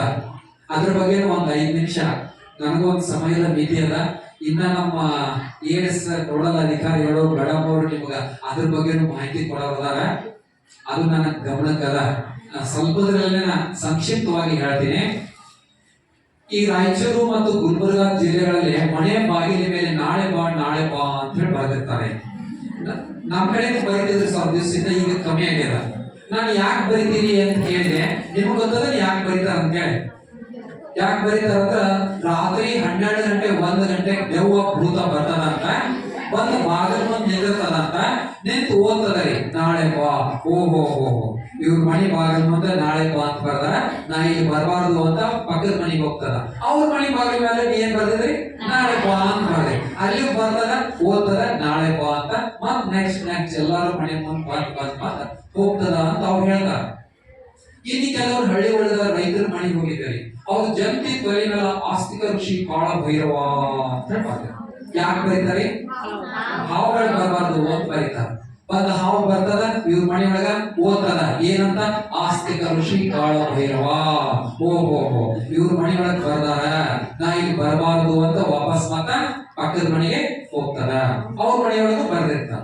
ಮತ್ತ ಹಾಗೆ ಮತ್ತೊಬ್ರ ಮನೆಗೆ ಹಾವುಗಳು ಬರೋದಿಲ್ಲ ಅಂತ ಹೇಳಿ ಒಂದು ನಂಬಿಕೆ ಇದೆ. ನೋಡ್ರಿ, ಭಾರತದಂತ ದೇಶದಲ್ಲಿ ದೆವ್ವ ಭೂತಗಳಿಗೆ ನಾಳೆ ಬಾ ಎಂದು ಓದಲು ಬರುತ್ತದೆ, ಹಾವುಗಳಿಗೆ ಆಸ್ತಿಕ ಋಷಿ ಕಾಳ ಭೈರವ ಎಂದು ಓದಲು ಬರುತ್ತದೆ. ಆದರೆ ರಾಜ್ಯ ಸರ್ಕಾರ, ಕೇಂದ್ರ ಸರ್ಕಾರ ಕೋಟ್ಯಾಂತರ ರೂಪಾಯಿ ಖರ್ಚು ಮಾಡಿ ಹೆಬ್ಬಟ್ಟಿನವರಿಗೆ ಅಕ್ಷರ ಜ್ಞಾನ ಮಾಡಬೇಕಂದ್ರ ಇವತ್ತಿಗೂ 100ರಷ್ಟು ಸಾಕ್ಷರರನ್ನಾಗಿ ಮಾಡಲಿಕ್ಕೆ ಸಾಧ್ಯವಾಗಿಲ್ಲ. ಆದ್ರೆ ಹಿನ್ನೆಲೆ ಗೊತ್ತಿರ್ಬೇಕು ನಿಮಗ. ಏನು ದೆವ್ವ ಭೂತ ಅಂದ್ರೆ ಏನು? ನಮ್ಮ ವಿಜ್ಞಾನಗಳಿಗೆ ಹೇಳ್ತೀವಿ ನಾವು ಪ್ರಶ್ನೆ ಮಾಡ್ಬೇಕಂತ. ಡಾಕ್ಟರ್ ಎಚ್ ನರಸಿಂಹಯ್ಯನವರು ಅಂತಿದ್ರ ಈ ನಾಡಿನ ಹೆಸರಾಂತ ಶಿಕ್ಷಣ ತಜ್ಞರು, ಬೆಂಗಳೂರು ವಿಶ್ವವಿದ್ಯಾಲಯದ ಭೌತಶಾಸ್ತ್ರ ಪ್ರಾಧ್ಯಾಪಕರಾಗಿದ್ರು ಮತ್ತು ಉಪಕುಲಪತಿಗಳಾಗಿದ್ರು. ಅವ್ರ ನಿಮ್ಮೆಲ್ಲರಿಗೂ ಒಂದು ಮಾತನ್ನ ಹೇಳ್ಯಾರ. ಏನನ್ನ ಹೇಳ್ಯಾರ? ಯಾವುದನ್ನೇ ಪ್ರಶ್ನಿಸದೆ ಒಪ್ಪಿಕೊಳ್ಳಬೇಡಿ. ನೀವೆಲ್ಲ ನೆನ್ಪಿಟ್ಕೋಬೇಕಿದ. ನಾನು ಪೂರ್ತಿ ಮಾತು ಹೇಳ್ತೇನೆ, ಮೊದ್ಲಿಂದ ಅಷ್ಟ ನೆನ್ಪಿಟ್ಕೋಬೇಕು. ಯಾವುದನ್ನೇ ಪ್ರಶ್ನಿಸದೆ ಒಪ್ಪಿಕೊಳ್ಳಬೇಡಿ. ಅದನ್ನು ಹೇಳಿದವರು ಎಂಥ ವಿದ್ವಾಂಸರೇ ಆಗಿರಲಿ, ನಿಮ್ಮ ಗುರುಗಳೇ ಆಗಿರಲಿ, ಅವರು ಹೇಳಿದುದೆಲ್ಲವೂ ಸತ್ಯವಾಗಿರಬೇಕೆಂದೇನಿಲ್ಲ. ಅದನ್ನು ಸರಿಯಾಗಿ ಪರೀಕ್ಷಿಸಿ ವಿಶ್ಲೇಷಿಸಿ ಮನುಕುಲಕ್ಕೆ ಒಳಿತಾಗುವುದನ್ನು ಮಾತ್ರ ಒಪ್ಪಿಕೊಳ್ಳಿ ಅಂತ ಹೇಳಿ. ನಾವೀಗ ದೆವ್ವಗಳದಾವು ಅಂತಂದೆಲ್ಲ ಪ್ರಶ್ನೆ ಮಾಡೋದು. ದೆವ್ವಗಳು ಹೇಗೆ ಇರುತ್ತವೆ, ಎಲ್ಲಿ ಇರುತ್ತವೆ, ಏನು ಮಾಡುತ್ತವೆ, ಈ ಪ್ರಶ್ನೆ ಮಾಡ್ಕೊಂತ ಹೋಗ್ಬೇಕಾ? ಆ ಪ್ರಶ್ನೆಗಳಿಗೆ ಉತ್ತರ ಸಿಕ್ಕರೆ ಅದು ವಿಜ್ಞಾನವಾಗಿರುತ್ತದೆ, ಉತ್ತರ ಸಿಗದಿದ್ದರೆ ಅಜ್ಞಾನವಾಗಿರುತ್ತದೆ. ಇದರರ್ಥ ಏನು ಅಂತಂದ್ರ ಮೂಲ ನಂಬಿಕೆಗಳು ಇರಲಿ, ಆದರೆ ಮೂಢ ನಂಬಿಕೆಗಳು ಇರಬಾರದು. ನಮ್ಮಲ್ಲಿ ಬಹಳಷ್ಟು ಮೌಢ್ಯತೆಗಳದಾವ, ಇವತ್ತಿಗೂ ಮೌಢ್ಯತೆಗಳದಾವ. ನಾವು ಅದನ್ನ ಆಚರಣೆ ಮಾಡ್ತಾನೆ ಇರ್ತೀವಿ. ಆದ್ರೆ ಏನ್ ಮಾಡ್ಬೇಕು? ವಿಜ್ಞಾನ ತಂತ್ರಜ್ಞಾನ ಬೆಳೆದಂತೆ ನಾವು ಆ ಸಮಯ ಸಂದರ್ಭಕ್ಕೆ ಹೊಂದಾಣಿಕೆ ಆಗಬೇಕು. ಇಲ್ಲಂದ್ರ ನೋಡ್ರಿ, ದೆವ್ವ ಭೂತಗಳು ಸಾಮಾನ್ಯವಾಗಿ ಹೆಣ್ಣು ಮಕ್ಕಳಿಗೆ ಬಡ್ಕೋತಾವ, ಜಾಸ್ತಿ ಗಂಡು ಮಕ್ಕಳಿಗೆ ಬಡ್ಕೋತಾವ, ಹೆಣ್ಮಕ್ಳಿಗೆ ಬಡ್ಕೋತಾವ. ಅದರಲ್ಲೇನು ಹೆಣ್ಮಕ್ಳಲ್ಲೇ ಅನಕ್ಷರಸ್ಥ ಹೆಣ್ಣು ಮಕ್ಕಳಿಗೆ ಜಾಸ್ತಿ ಬಡ್ಕೋತಾವ. ಶಾಲೆಗೆ ಹೋಗದೆ ಇರ್ತಕ್ಕಂಥ ಹೆಣ್ಮಕ್ಳಿಗೆ, ಶಾಲೆಗೆ ಬರ್ತಕ್ಕಂಥ ಹೆಣ್ಮಕ್ಳಿಗೆ ದೆವ್ವ ಭೂತ ಬಡ್ಕೊಂಡು ಬಹಳ ಕಮ್ಮಿ. ಬೀಳಿಗೆ ಒಳಗ ಒಬ್ಬ ಅನಕ್ಷರಸ್ಥ ಹೆಣ್ಮಗಳಿಗೆ ಒಂದು ದೆವ್ವ ಭೂತ ಬಡ್ಕೊಂಡಿತ್ರಿ. ಆ ದೆವ್ವ ಬಿಡಿಸ್ತಕ್ಕಂಥ ಬಾಬಾ ಇದ್ದ, ಅವನ ಹತ್ರ ಒಂದು ಕೋಲಿತ್ತು, ಭೂತ ಬಿಡಿಸೋ ಕೋಲಿತ್ತು. ಅಲ್ಲಿ ಕರ್ಕೊಂಡು ಹೋದ್ರು ಬಾಬಾ ಮನೆಗೆ. ಬಾಬಾ ಹೇಳಿದ್ರಿ, ಏ ಭೂತ ದೆವ್ವ ಮೈಯೊಳಗಿಂದ ಬಿಟ್ಟು ಹೋಗ್ತಿಲ್ಲೋ ಅಂದ್ರಿ. ಇಲ್ಲ ಅಂತ್ರಿ ದೆವ್ವ. ದೆವ್ವ ಭೂತ ಬಡ್ಕೊಂಡವ್ರು ಹ್ಯಾಂಗ್ ಮಾಡ್ತಿರ್ತಾರ ನಿಮ್ಗೆ ಗೊತ್ತದನ? ಈಗ ಸ್ವಲ್ಪ ಕಮ್ಮಿ ಆಗ್ಯಾವ ಕಮ್ಮಿ ಆಗ್ಯಾವ. ಆದ್ರ ಆ ಭೂತ ಬಿಟ್ಟು ಹೋಗುದಿಲ್ಲಂತ್ರಿ. 2ನೇ ಸರ್ತಿ ಕೇಳಿದ್ರಿ, ಏ ದೆವ್ವ ಮೈಯೊಳಗಿಂದ ಬಿಟ್ಟು ಹೋಗ್ತಿಲ್ವ ಅಂದ. ಇಲ್ಲ ಅಂತ್ರಿ. ಸಿಟ್ಟು ಬಂತ್ರಿ ಬಾಬಾ. 3ನೇ ಸರ್ತಿ ಕೇಳಿದ, ಏ ದೆವ್ವ ಮೈಯೊಳಗಿಂದ ಬಿಟ್ಟು ಹೋಗ್ತಿಲ್ವೋ ಅಂದ. ಇಲ್ಲ ಅಂತ್ರಿ. ಒಂದು ಕೆಬ್ಬಣದ ಕುರ್ಚಿ ಐತ್ರಿ, ಆ ಫೋಲ್ಡಿಂಗ್ ಕುರ್ಚಿ ಅಂತ ಬರ್ತಿದ್ದು, ಅದು ಮಣಿಸಿದ ಜೋರಾಗಿ ಆ ಹೆಣ್ಮಗಳ ತಲೆಗೆ ಹೊಡೆದಾಗ ಏನಾದ್ರಿ, ಮೈಯೊಳಗಿನ ದೆವ್ವ ಬಿಟ್ಟು ಹೋಗ್ಲಾರ್ದ ಜೀವನ ಬಿಟ್ಟು ಹೋಗಿ ಆ ಹೆಣ್ಮಗಳ ಕೆಳಗೆ ಬಿದ್ದು ನಾಡಿ ಹಿಡಿದು ನೋಡಿದ. ಅಷ್ಟ ತಾಳಿಗೆ ಯಾರು ಫೋನ್ ಮಾಡಿದ್ರು ಏನೋ, 108 ಗಾಡಿನೂ ಬಂತು, 100 ನಂಬರ್ ಗಾಡಿನೂ ಬಂತು. 100 ನಂಬರ್ ಗಾಡಿ ಯಾರ್ದು? ಪೊಲೀಸರು. 108 ಗಾಡಿ ಯಾರ್ದು? ಆಂಬ್ಯುಲೆನ್ಸ್. ಪೊಲೀಸರು ಬಂದ್ರು. ಈ ದೆವ್ವ ಬಿಡಿಸೋನಿದ್ದಲ್ರಿ, ಇವನು ಪೊಲೀಸ್ ಸ್ಟೇಷನ್ ಕರ್ಕೊಂಡು ಹೋಗಿ ದೆವ್ವ ಬಿಡಿಸೋನು ದೆವ್ವ ಯಾರು ಬಿಡಿಸಿದ್ರು ಅಂತ ಹೇಳಿ ಪೇಪರ್ ಬಂದಿದ್ರಿ. ಸ್ವಲ್ಪ ದಿವಸದಿಂದ ಬೀಳಿಗೆ ಒಳಗ ಒಂದು ಹಳ್ಳಿ ಒಳಗ ನಡೆದಂತ ಇದೊಂದು ಘಟನೆ. ಇಲ್ಲಿ ನಾವು ಏನನ್ನ ಸರಿಯಾಗಿ ತಿಳ್ಕೊಂಡಿರ್ಬೇಕು ಅಂತಂದ್ರ, ಈ ಜ್ವರ ಬಂದು ಅಂತಂದ್ರೆ ಯಾವ್ದೋ ಪ್ರಸಾದ ತಗೊಂಡು ನಾವು ಹಣಿಗೆ ಹಚ್ಚೆ, ದೇವ್ರೆ ಜ್ವರ ಕಡಿಮೆ ಮಾಡಪ್ಪ ಅಂದ್ರೆ ಜ್ವರ ಕಡಿಮೆ ಆಗ್ತಾವ್ರಿ. ಜ್ವರ ಕಡಿಮೆ ಆಗ್ಬೇಕಾದ್ರೆ ಒಳಗಡೆ ಏನಿರ್ತಾವ ಅಂತ ಹೇಳಿ ಒಬ್ಬ ಮೈಕ್ರೋಬಯಾಲಜಿಸ್ಟ್ ಲೂಯಿ ಪ್ಯಾಶ್ಚರ್ ಏನೋ ಸೂಕ್ಷ್ಮಾಣು ಜೀವಿಗಳೇ ಕಾರಣ ಅಂತ ಹೇಳ್ದ. ನಮ್ಮ ದೇಹದೊಳಗೆ ಬ್ಯಾಕ್ಟೀರಿಯಾ ವೈರಸ್ ಸೇರ್ಕೊಂಡಿತ್ತಂದ್ರ ನಮಗ್ ರೋಗ ಬಂದಿರ್ತದ. ನೀವು ಪ್ರಸಾದ ಹಚ್ಚುವುದರಿಂದ ಅದು ಕಮ್ಮಿ ಆಗುತ್ತಲ್ಲ, ಅದಕ್ಕೆ ಏನ್ ಮಾಡ್ಬೇಕು? ಚಿಕಿತ್ಸೆನೆ ಮಾಡ್ಬೇಕು. ಇಲ್ಲಿ ನಂಬಿಕೆ ಯಾವುದು, ಮೂಢನಂಬಿಕೆ ಯಾವುದು ನಮಗೆ ಸರಿಯಾಗಿ ಗೊತ್ತಿರ್ಬೇಕು.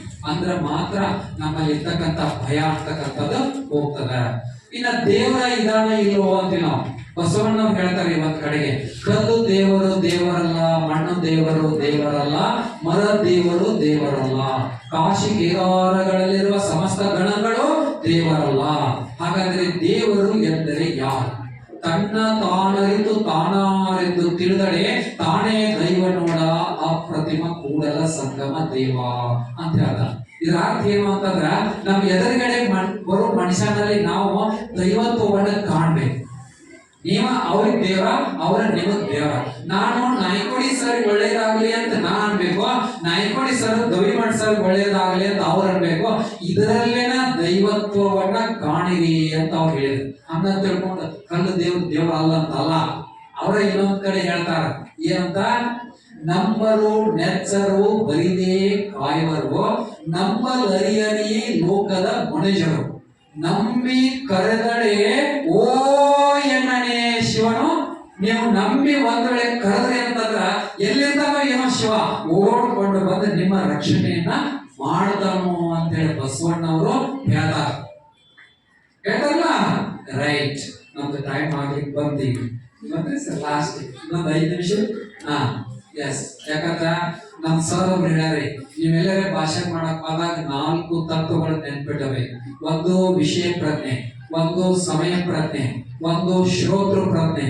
ಶ್ರೋತೃ ಪ್ರಜ್ಞೆ ಅಂದ್ರೆ ನೀವ ಆಡಿಯನ್ಸ್ ನೀವು ಹೇಳುವ ಮಾತನ್ನು ಆಸಕ್ತಿಯಿಂದ ಕೇಳುತ್ತಿದ್ದಾರೆಯೇ ಅಂತ ಕೇಳ್ಬೇಕಂತ್ರಿ ನಾವ. ಹೌದು ಎಂದಾದಲ್ಲಿ ನಿಮ್ಮ ಮಾತನ್ನ ಮುಂದುವರಿಸಿ, ಇಲ್ಲ ಎಂದಾದಲ್ಲಿ ಮೈಕನ್ನ ಕೆಳಗೆ ಇಟ್ಟು ಮನೆಗೆ ಹೋಗಿ ಅಂತ.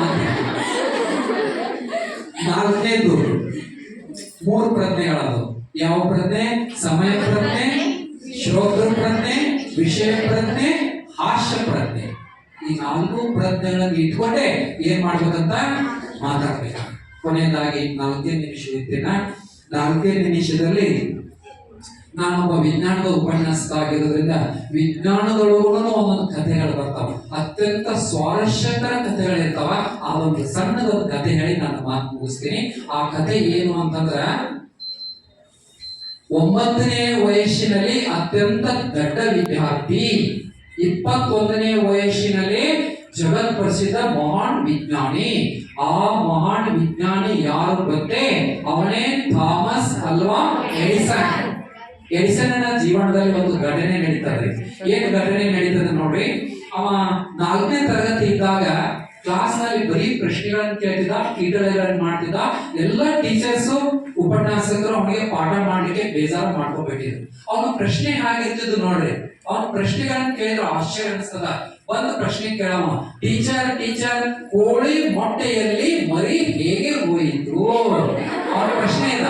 ನೀವು ಹೇಳ್ಬೇಕಲ್ಲ, ಅವ್ರಿ ಮರಿ ಒಳಗೆ ಹೊರಗೆ ಬರ್ತಲ್ಲ, ನಮ್ ಮರಿ ಹೇಗೆ ಹೋಯ್ತು ಹೇಳ್ಬೇಕು ಅನ್ನೋ ಅಷ್ಟೊತ್ತೇನ ಟೀಚರ್ ಥರ್ಮಾಸ್ ಫ್ಲಾಸ್ಕ್ ಅಲ್ಲಿ ಐಸ್ ಅನ್ನು ಹಾಕಿ ಇಟ್ಟರೆ ಏನಾಗುತ್ತದೆ? ನಾವು ಥರ್ಮಾಸ್ ಫ್ಲಾಸ್ಕ್ ಎದಕ್ಕೆ ಉಪಯೋಗ ಮಾಡ್ತೀವಿ? ಬಿಸಿ ಪದಾರ್ಥ ಚಹಾ ಕಾಫಿ ಹಾಕಿರ್ಲಿಕ್ಕೆ ಉಪಯೋಗ ಮಾಡ್ತೀವಿ. ಇವನ್ ಪ್ರಶ್ನೆ ಏನಾಗಿತ್ತು? ಐಸ್ ಅನ್ನ ಹಾಕಿದರೆ ಏನಾಗುತ್ತದೆ? ಮತ್ತೆ ಪ್ರಶ್ನೆ ಉತ್ತರ ಹೇಳಬೇಕು ಅನ್ನೋಷ್ಟೊತ್ತಿಗೆ ಟೀಚರ್ ನಾವು ಒಲೆ ಮೇಲೆ ಹಾಲನ್ನ ಕಾಯಲಿಕ್ಕೆ ಇಟ್ಟಿರುತ್ತೇವೆ, ನೀರನ್ನ ಕಾಯಲಿಕ್ಕೆ ಇಟ್ಟಿರುತ್ತೇವೆ. ಹಾಲು ಮಾತ್ರ ಉಕ್ಕು ಬಂದು ಕೆಳಗೆ ಬೀಳುತ್ತದೆ, ನೀರು ಏಕೆ ಉಕ್ಕು ಬರುವುದಿಲ್ಲ? ಇದು ಬರೀ ಪ್ರಶ್ನೆಗಳನ್ನ ಕೇಳ್ತಿದ್ದ. ಎಲ್ಲ ಟೀಚರ್ಗಳು ಬರೀ ಅವನ ಕ್ಲಾಸ್ ನಲ್ಲಿ ಕೀಟಲೆ ಮಾಡೋದನ್ನ ಕೇಳಿ ಅವನನ್ನ ಕ್ಲಾಸ್ ನಿಂದ ಹೊರಕ್ಕೆ ಹಾಕ್ಬೇಕಂತ ತೀರ್ಮಾನ ಮಾಡಿ ಒಂದು ಲೆಟರ್ ಅನ್ನ ಬರೆದು ಕೂತ ಎಡಿಸನ್ ಕರೆದ. ಆ ಪತ್ರವನ್ನ ಮಡಿಸಿ ಪಾಕೆಟ್ ನಲ್ಲಿ ಹಾಕಿ, ನೋಡಪ್ಪ ಇದು ಓದಿ ನಿಮ್ ತಾಯಿ ಕೊಡು ಅಂತ ಕೊಟ್ಟರು. ತಗೊಂಡು ಎಡಿಸನ್ ಓಡೋಡ್ಕೊಂಡು ಮನೆಗೆ ಹೋದ. ತಾಯಿ ಕೈ ಕೊಟ್ಟ. ತಾಯಿ ಪತ್ರವನ್ನ ಓದುತ್ತಿದ್ದಂತೆ ಕಣ್ಣಲ್ಲಿ ನೀರು ಬಂತು. ಒಂದು ಹನಿ ನೀರು ಪತ್ರದ ಮೇಲೆ ಬಿತ್ತು.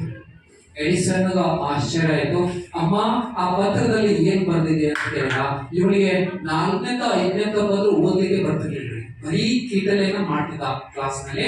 ತಾಯಿ ಪತ್ರವನ್ನ ಕೈಯಲ್ಲಿ ಹಿಡ್ಕೊಂಡು ಬಹಳ ದುಃಖವನ್ನ ನುಂಗಿಕೊಂಡು ಒಂದೇ ಮಾತನ್ನ ಏನ್ ಬರ್ದಾರು ಅಂತ ಹೇಳಿ ಓದಿದ್ಲು. ಏನ್ ಬರ್ದಿದ್ದ ಅಂತ ಹೇಳ್ತಾಳೆ ನೋಡಿ ತಾಯಿ. ನಿಮ್ಮ ಮಗ ಎಡಿಸನ್ ಒಬ್ಬ ಜಾಣ ವಿದ್ಯಾರ್ಥಿ, ಅತ್ಯಂತ ಬುದ್ಧಿವಂತ ಇದ್ದಾನೆ ಅಂತ ಬರದತ್ತೆ ಅಂತ ಹೇಳ್ತಾಳ. ನೀವು ಕಾಲರ್ ಹಸಿದ್ರಿ, ನಾವು ಆಶ್ಚರ್ಯ ಅದನ್ನ ಅಂದ್ಕೊಂಡ. ಅಮ್ಮ, 2ನೇ ಮಾತನ್ನ ಏನ್ ಬರ್ದಾರು ಅಂತ ಕೇಳ. ನೋಡಪ್ಪ, ನಿಮ್ಮ ಮಗ ಎಡಿಸನ್ನ ಬುದ್ಧಿಮಟ್ಟಕ್ಕೆ ತಕ್ಕಂತೆ ಬೋಧನೆ ಮಾಡುವ ಶಿಕ್ಷಕರು ನಮ್ಮ ಶಾಲೆಯಲ್ಲಿ ಯಾರೂ ಇಲ್ಲ. ನಿಮ್ಮ ಮಗ ಎಷ್ಟು ಚೆನ್ನಾದಂದ್ರ ಅವನು ಮಟ್ಟಕ್ಕೆ ಹೋಗಿ ಪಾಠ ಮಾಡಕ್ ನಮ್ಮ ಶಾಲೆಯಲ್ಲಿ ಯಾವ ಶಿಕ್ಷಕರು ಇಲ್ಲ ಅಂತ ಬರ್ದಾರಲ್ಲ. ಮತ್ತ ಖುಷಿ ಆತ್ರಿ ಇವನಿಗೆ. ಮೂರನೇ ಮಾತನ್ನ ಏನು ಬರ್ದಿದ್ದಾರೆ ಅಮ್ಮ ಅಂತ ಕೇಳಿದ. ಮೂರನೇ ಮಾತನ್ನ ತಾಯಿ ಏನಂತ ಹೇಳ್ತಾಳಂದ್ರೆ, ನಾಳೆಯಿಂದ ನಿಮ್ಮ ಮಗನಿಗೆ ಪಾಠವನ್ನು ಮನೆಯಲ್ಲೇ ಮಾಡಿರಿ ಅಂತ ಬರ್ದಾರ. ಭಾರಿ ಖುಷಿ ಅಂತ ಈ ನಾಳೆಯಿಂದ ಸಾಲಿ ಹೋಗಂಗಿಲ್ಲ. ಹೌದಾ? ಆಯ್ತು. ಮುಂದ ಕಿವಿ ಸರಿ ಕೇಳಿಸ್ತಿರ್ಲತ್ರಿ ಎಡಿಸನ್, ಗೊತ್ತಿರ್ಲಿಲ್ಲ. ಮನೆ ಹಿಂದ್ಗಡೆ ಒಂದು ಸಣ್ಣ ಕೈತೋಟ ಇತ್ತು. ಅಲ್ಲಿ ತರಕಾರಿಗಳನ್ನು ಬೆಳೆದು ರೈಲ್ವೆದಲ್ಲಿ ಮಾರಾಟ ಮಾಡ್ಕೊಂಡು ಬಂದು ತನ್ನ ಉಪಜೀವನ ಸಾಗಿಸಿದ. ಅಷ್ಟಕ್ಕೆ ಹೊಟ್ಟೆ ತುಂಬಲಿಲ್ಲ. ಮುಂದೆ ಒಂದು ಗ್ರಂಥಾಲಯದೊಳಗ ಕಸ ಗುಡಿಸುವ ಕೆಲಸಕ್ಕೆ ಸೇರ್ಕೊಂಡ. ಅಲ್ಲಿರುವ ಎಲ್ಲಾ ಗ್ರಂಥಗಳನ್ನ ಅಧ್ಯಯನ ಮಾಡ್ಲಿಕ್ಕೆ ಪ್ರಾರಂಭ ಮಾಡಿದ. ಅವಾಗ ಜ್ಞಾನೋದಯ ಆಯ್ತು. ವಿಜ್ಞಾನದ ಅನೇಕ ಪುಸ್ತಕಗಳು ಅವನಿಗೆ ದೊರೆತು ಅವಾಗ ಮನೆಯೊಳಗ ತಾಯಿ ಕೇಳಿ ಒಂದೊಂದೇ ಪ್ರಯೋಗದ ಸಾಮಗ್ರಿಗಳನ್ನ ತಂದ ಮನೆಯನ್ನೇ ಒಂದು ದೊಡ್ಡ ಪ್ರಯೋಗಾಲಯವನ್ನಾಗಿ ಎಡಿಸನ್ ಮಾಡ್ಕೊಂಡ. ಮುಂದೆ ಆತನ ತಾಯಿ 19ನೇ ವಯಸ್ಸಿಗೆ ತೀರ್ಕೊಳ್ತಾಳ. ಈತನಿಗೆ 19 ವಯಸ್ಸಾದಾಗ ತಾಯಿ ತೀರ್ಕೊಳ್ತಾಳ. ಆಮೇಲೆ ಈತನಿಗೆ 21 ವಯಸ್ಸಾದಾಗ 103 ಬಾರಿ ಪ್ರಯತ್ನವನ್ನ ಮಾಡಿ ಮಾಡಿ ಮಾಡಿ ವಿದ್ಯುತ್ ಬಲ್ಬ್ ಅನ್ನ ಥಾಮಸ್ ಅಲ್ವಾ ಎಡಿಸನ್ ಈ ಜಗತ್ತಿಗೆ ಕೊಡ್ತಾನ. ದೊಡ್ಡ ಸಂಶೋಧನೆ. ಅದ್ರ ಜೊತೆಗೆ ಇನ್ನೂ ಹಲವಾರು ಸಂಶೋಧನೆಗಳು ಮಾಡ್ತಾನ. ಆತ 21ನೇ ವಯಸ್ಸಿಗೆ ಜಗತ್ ಪ್ರಸಿದ್ಧ ವಿಜ್ಞಾನಿ ಆದಾಗ ಆ ಪತ್ರ ನೆನಪಾಗ್ತದ ಎಡಿಸನ್ನಿಗೆ. ಓಡೋಡ್ಕೊಂಡು ಬಂದು ಹಳೆಯ ಪೆಟ್ಟಿಗೆಯಲ್ಲಿ ಆ ಪತ್ರ ಇತ್ತಲ್ಲ, ಪತ್ರವನ್ನು ತಗೊಂಡು ನೋಡ್ತಾನ. ನೋಡಿ ತೆಗೆದಾಗ ಎಡಿಸನ್ನ ಕಣ್ಣಲ್ಲಿ ನೀರು ಬರ್ತದ. ಆ ಪತ್ರದಲ್ಲಿ ಇರುವ ವಿಷಯವೇ ಬೇರೆಯಾಗಿತ್ತು. ತಾಯಿ ಓದಿರುವ ವಿಷಯವೇ ಬೇರೆಯಾಗಿತ್ತು. ಆ ಪತ್ರದಲ್ಲಿ ಏನ್ ಬರ್ದಿತ್ತು ನೋಡ್ರಿ, ನಿಮ್ಮ ಮಗ ಎಡಿಸನ್ ಬುದ್ಧಿಮಾಂದ್ಯ ಇದ್ದಾನೆ, ಅತ್ಯಂತ ದಡ್ಡ ಇದ್ದಾನೆ ಅಂತ ಬರ್ದಿತ್ತು. ತಾಯಿ ಏನಂತ ಓದಿತ್ತು, ನಿಮ್ಮ ಮಗ ಜಾಣ ವಿದ್ಯಾರ್ಥಿ ಇದ್ದಾನೆ ಅಂತ ಓದಿತ್ತು. ಎರಡನೇ ಮಾತನ್ನ ತಾಯಿ ಏನಂತ ಓದಿತ್ತು, ನಿಮ್ಮ ಮಗನ ಮಟ್ಟಕ್ಕೆ ಬೋಧನೆ ಮಾಡುವ ಶಿಕ್ಷಕರು ನಮ್ಮ ಶಾಲೆಯಲ್ಲಿ ಯಾರು ಇಲ್ಲ ಅಂತ ಓದಿತ್ತು. ಆ ಪತ್ರದಲ್ಲಿ ಏನ್ ಬರ್ದಿತ್ತು ಅಂತಂದ್ರ, ನಿಮ್ಮ ಮಗನಿಗೆ ಪಾಠ ಮಾಡಲು ನಮ್ಮ ಶಾಲೆಯಲ್ಲಿ ಯಾವ ಶಿಕ್ಷಕರು ಒಪ್ಪುತ್ತಿಲ್ಲ ಅಂತ ಬರ್ದಿತ್ರಿ. ಮೂರನೇ ಮಾತನ್ನ ಏನ್ ಬರ್ದಿತ್ತು, ತಾಯಿ ಏನಂತ ಓದಿತ್ತು, ನಿಮ್ಮ ಮಗನಿಗೆ ನಾಳೆಯಿಂದ ಮನೆಯಲ್ಲೇ ಪಾಠ ಮಾಡಿರಿ ಅಂತ ಬರೆದಿತ್ತು, ಓದಿತ್ತು. ಆದ್ರ ಪತ್ರದಲ್ಲಿ ಏನ್ ಬರ್ದಿತ್ತು ಅಂದ್ರ, ನಾಳೆಯಿಂದ ನಿಮ್ಮ ಮಗನನ್ನು ಶಾಲೆಗೆ ಕಳುಹಿಸಬೇಡಿ ಅಂತ ಬರ್ದಿತ್ತು. ನೋಡ್ರಿ, ಒಬ್ಬ ತಾಯಿ ಶಾಲೆಯನ್ನ ಬಿಟ್ಟಂತ ಮಗನಿಗೆ ಎಂತಹ ಸಂಸ್ಕಾರವನ್ನ ಕೊಟ್ಲು ಅಂತಂದ್ರ, ಮುಂದೊಂದು ದಿನ ಎಡಿಸನ್ ಇಡೀ ಜಗತ್ತೇ ನೋಡುವಂತ ಒಬ್ಬ ಮಹಾನ್ ವಿಜ್ಞಾನಿಯಾಗಿ ಹೊರಹೊಮ್ಮಲಿಕ್ಕೆ ಕಾರಣ ಆಗ್ತದ. ನನಗ ನೀವೆಲ್ಲರೂ ಶಾಂತ ರೀತಿಯಿಂದ ಕೂತ್ಕೊಂಡು ನೋಡಿದ್ರ ಇನ್ನೂ ಒಂದು ತಾಸು ಮಾತಾಡಬೇಕು ಅಂತ ಅನಿಸ್ತದ. ಆದರೆ ಡಾಕ್ಟರ್ ರಾಜ್ಕುಮಾರ್ ಅವ್ರ ಒಂದು ಡೈಲಾಗ್ ನೆನಪಾಗಿದೆ ನನಗ. ಏನಂತ, ಇದು ಹೇಳುವುದಕ್ಕೂ ಕೇಳುವುದಕ್ಕೂ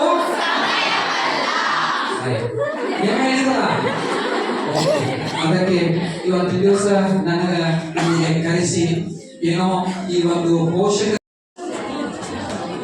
ಇಲ್ಲಿಯವರೆಗೆ ತಾವೆಲ್ಲರೂ ಅವರ ಮಾತಿಗೆ ಮಂತ್ರಮುಗ್ಧರಾಗಿ ಸುಮಾರು 1 ಗಂಟೆಗಳ ಕಾಲ ಕೇಳುತ್ತಿದ್ದರೆ, ಅಂತಹ ಅಪೂರ್ವ ವಾಗ್ಮಿಗಳಾಗಿರ್ತಕ್ಕಂತಹ ಡಾಕ್ಟರ್ LK ಗೌರಿಮಠ್ ಸರ್ ಅವರಿಗೆ ಇದೀಗ ಕಾಲೇಜಿನ ಪರವಾಗಿ ಸತ್ಕಾರ ಸಮಾರಂಭ.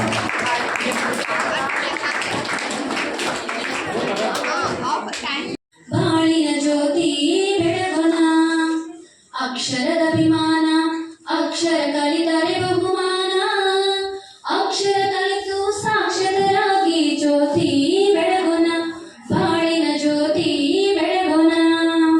ಕಣ್ಣು ಇದ್ದು ಕುರುಡರಾಗುವುದೇತಕೋ, ಬೆನ್ನು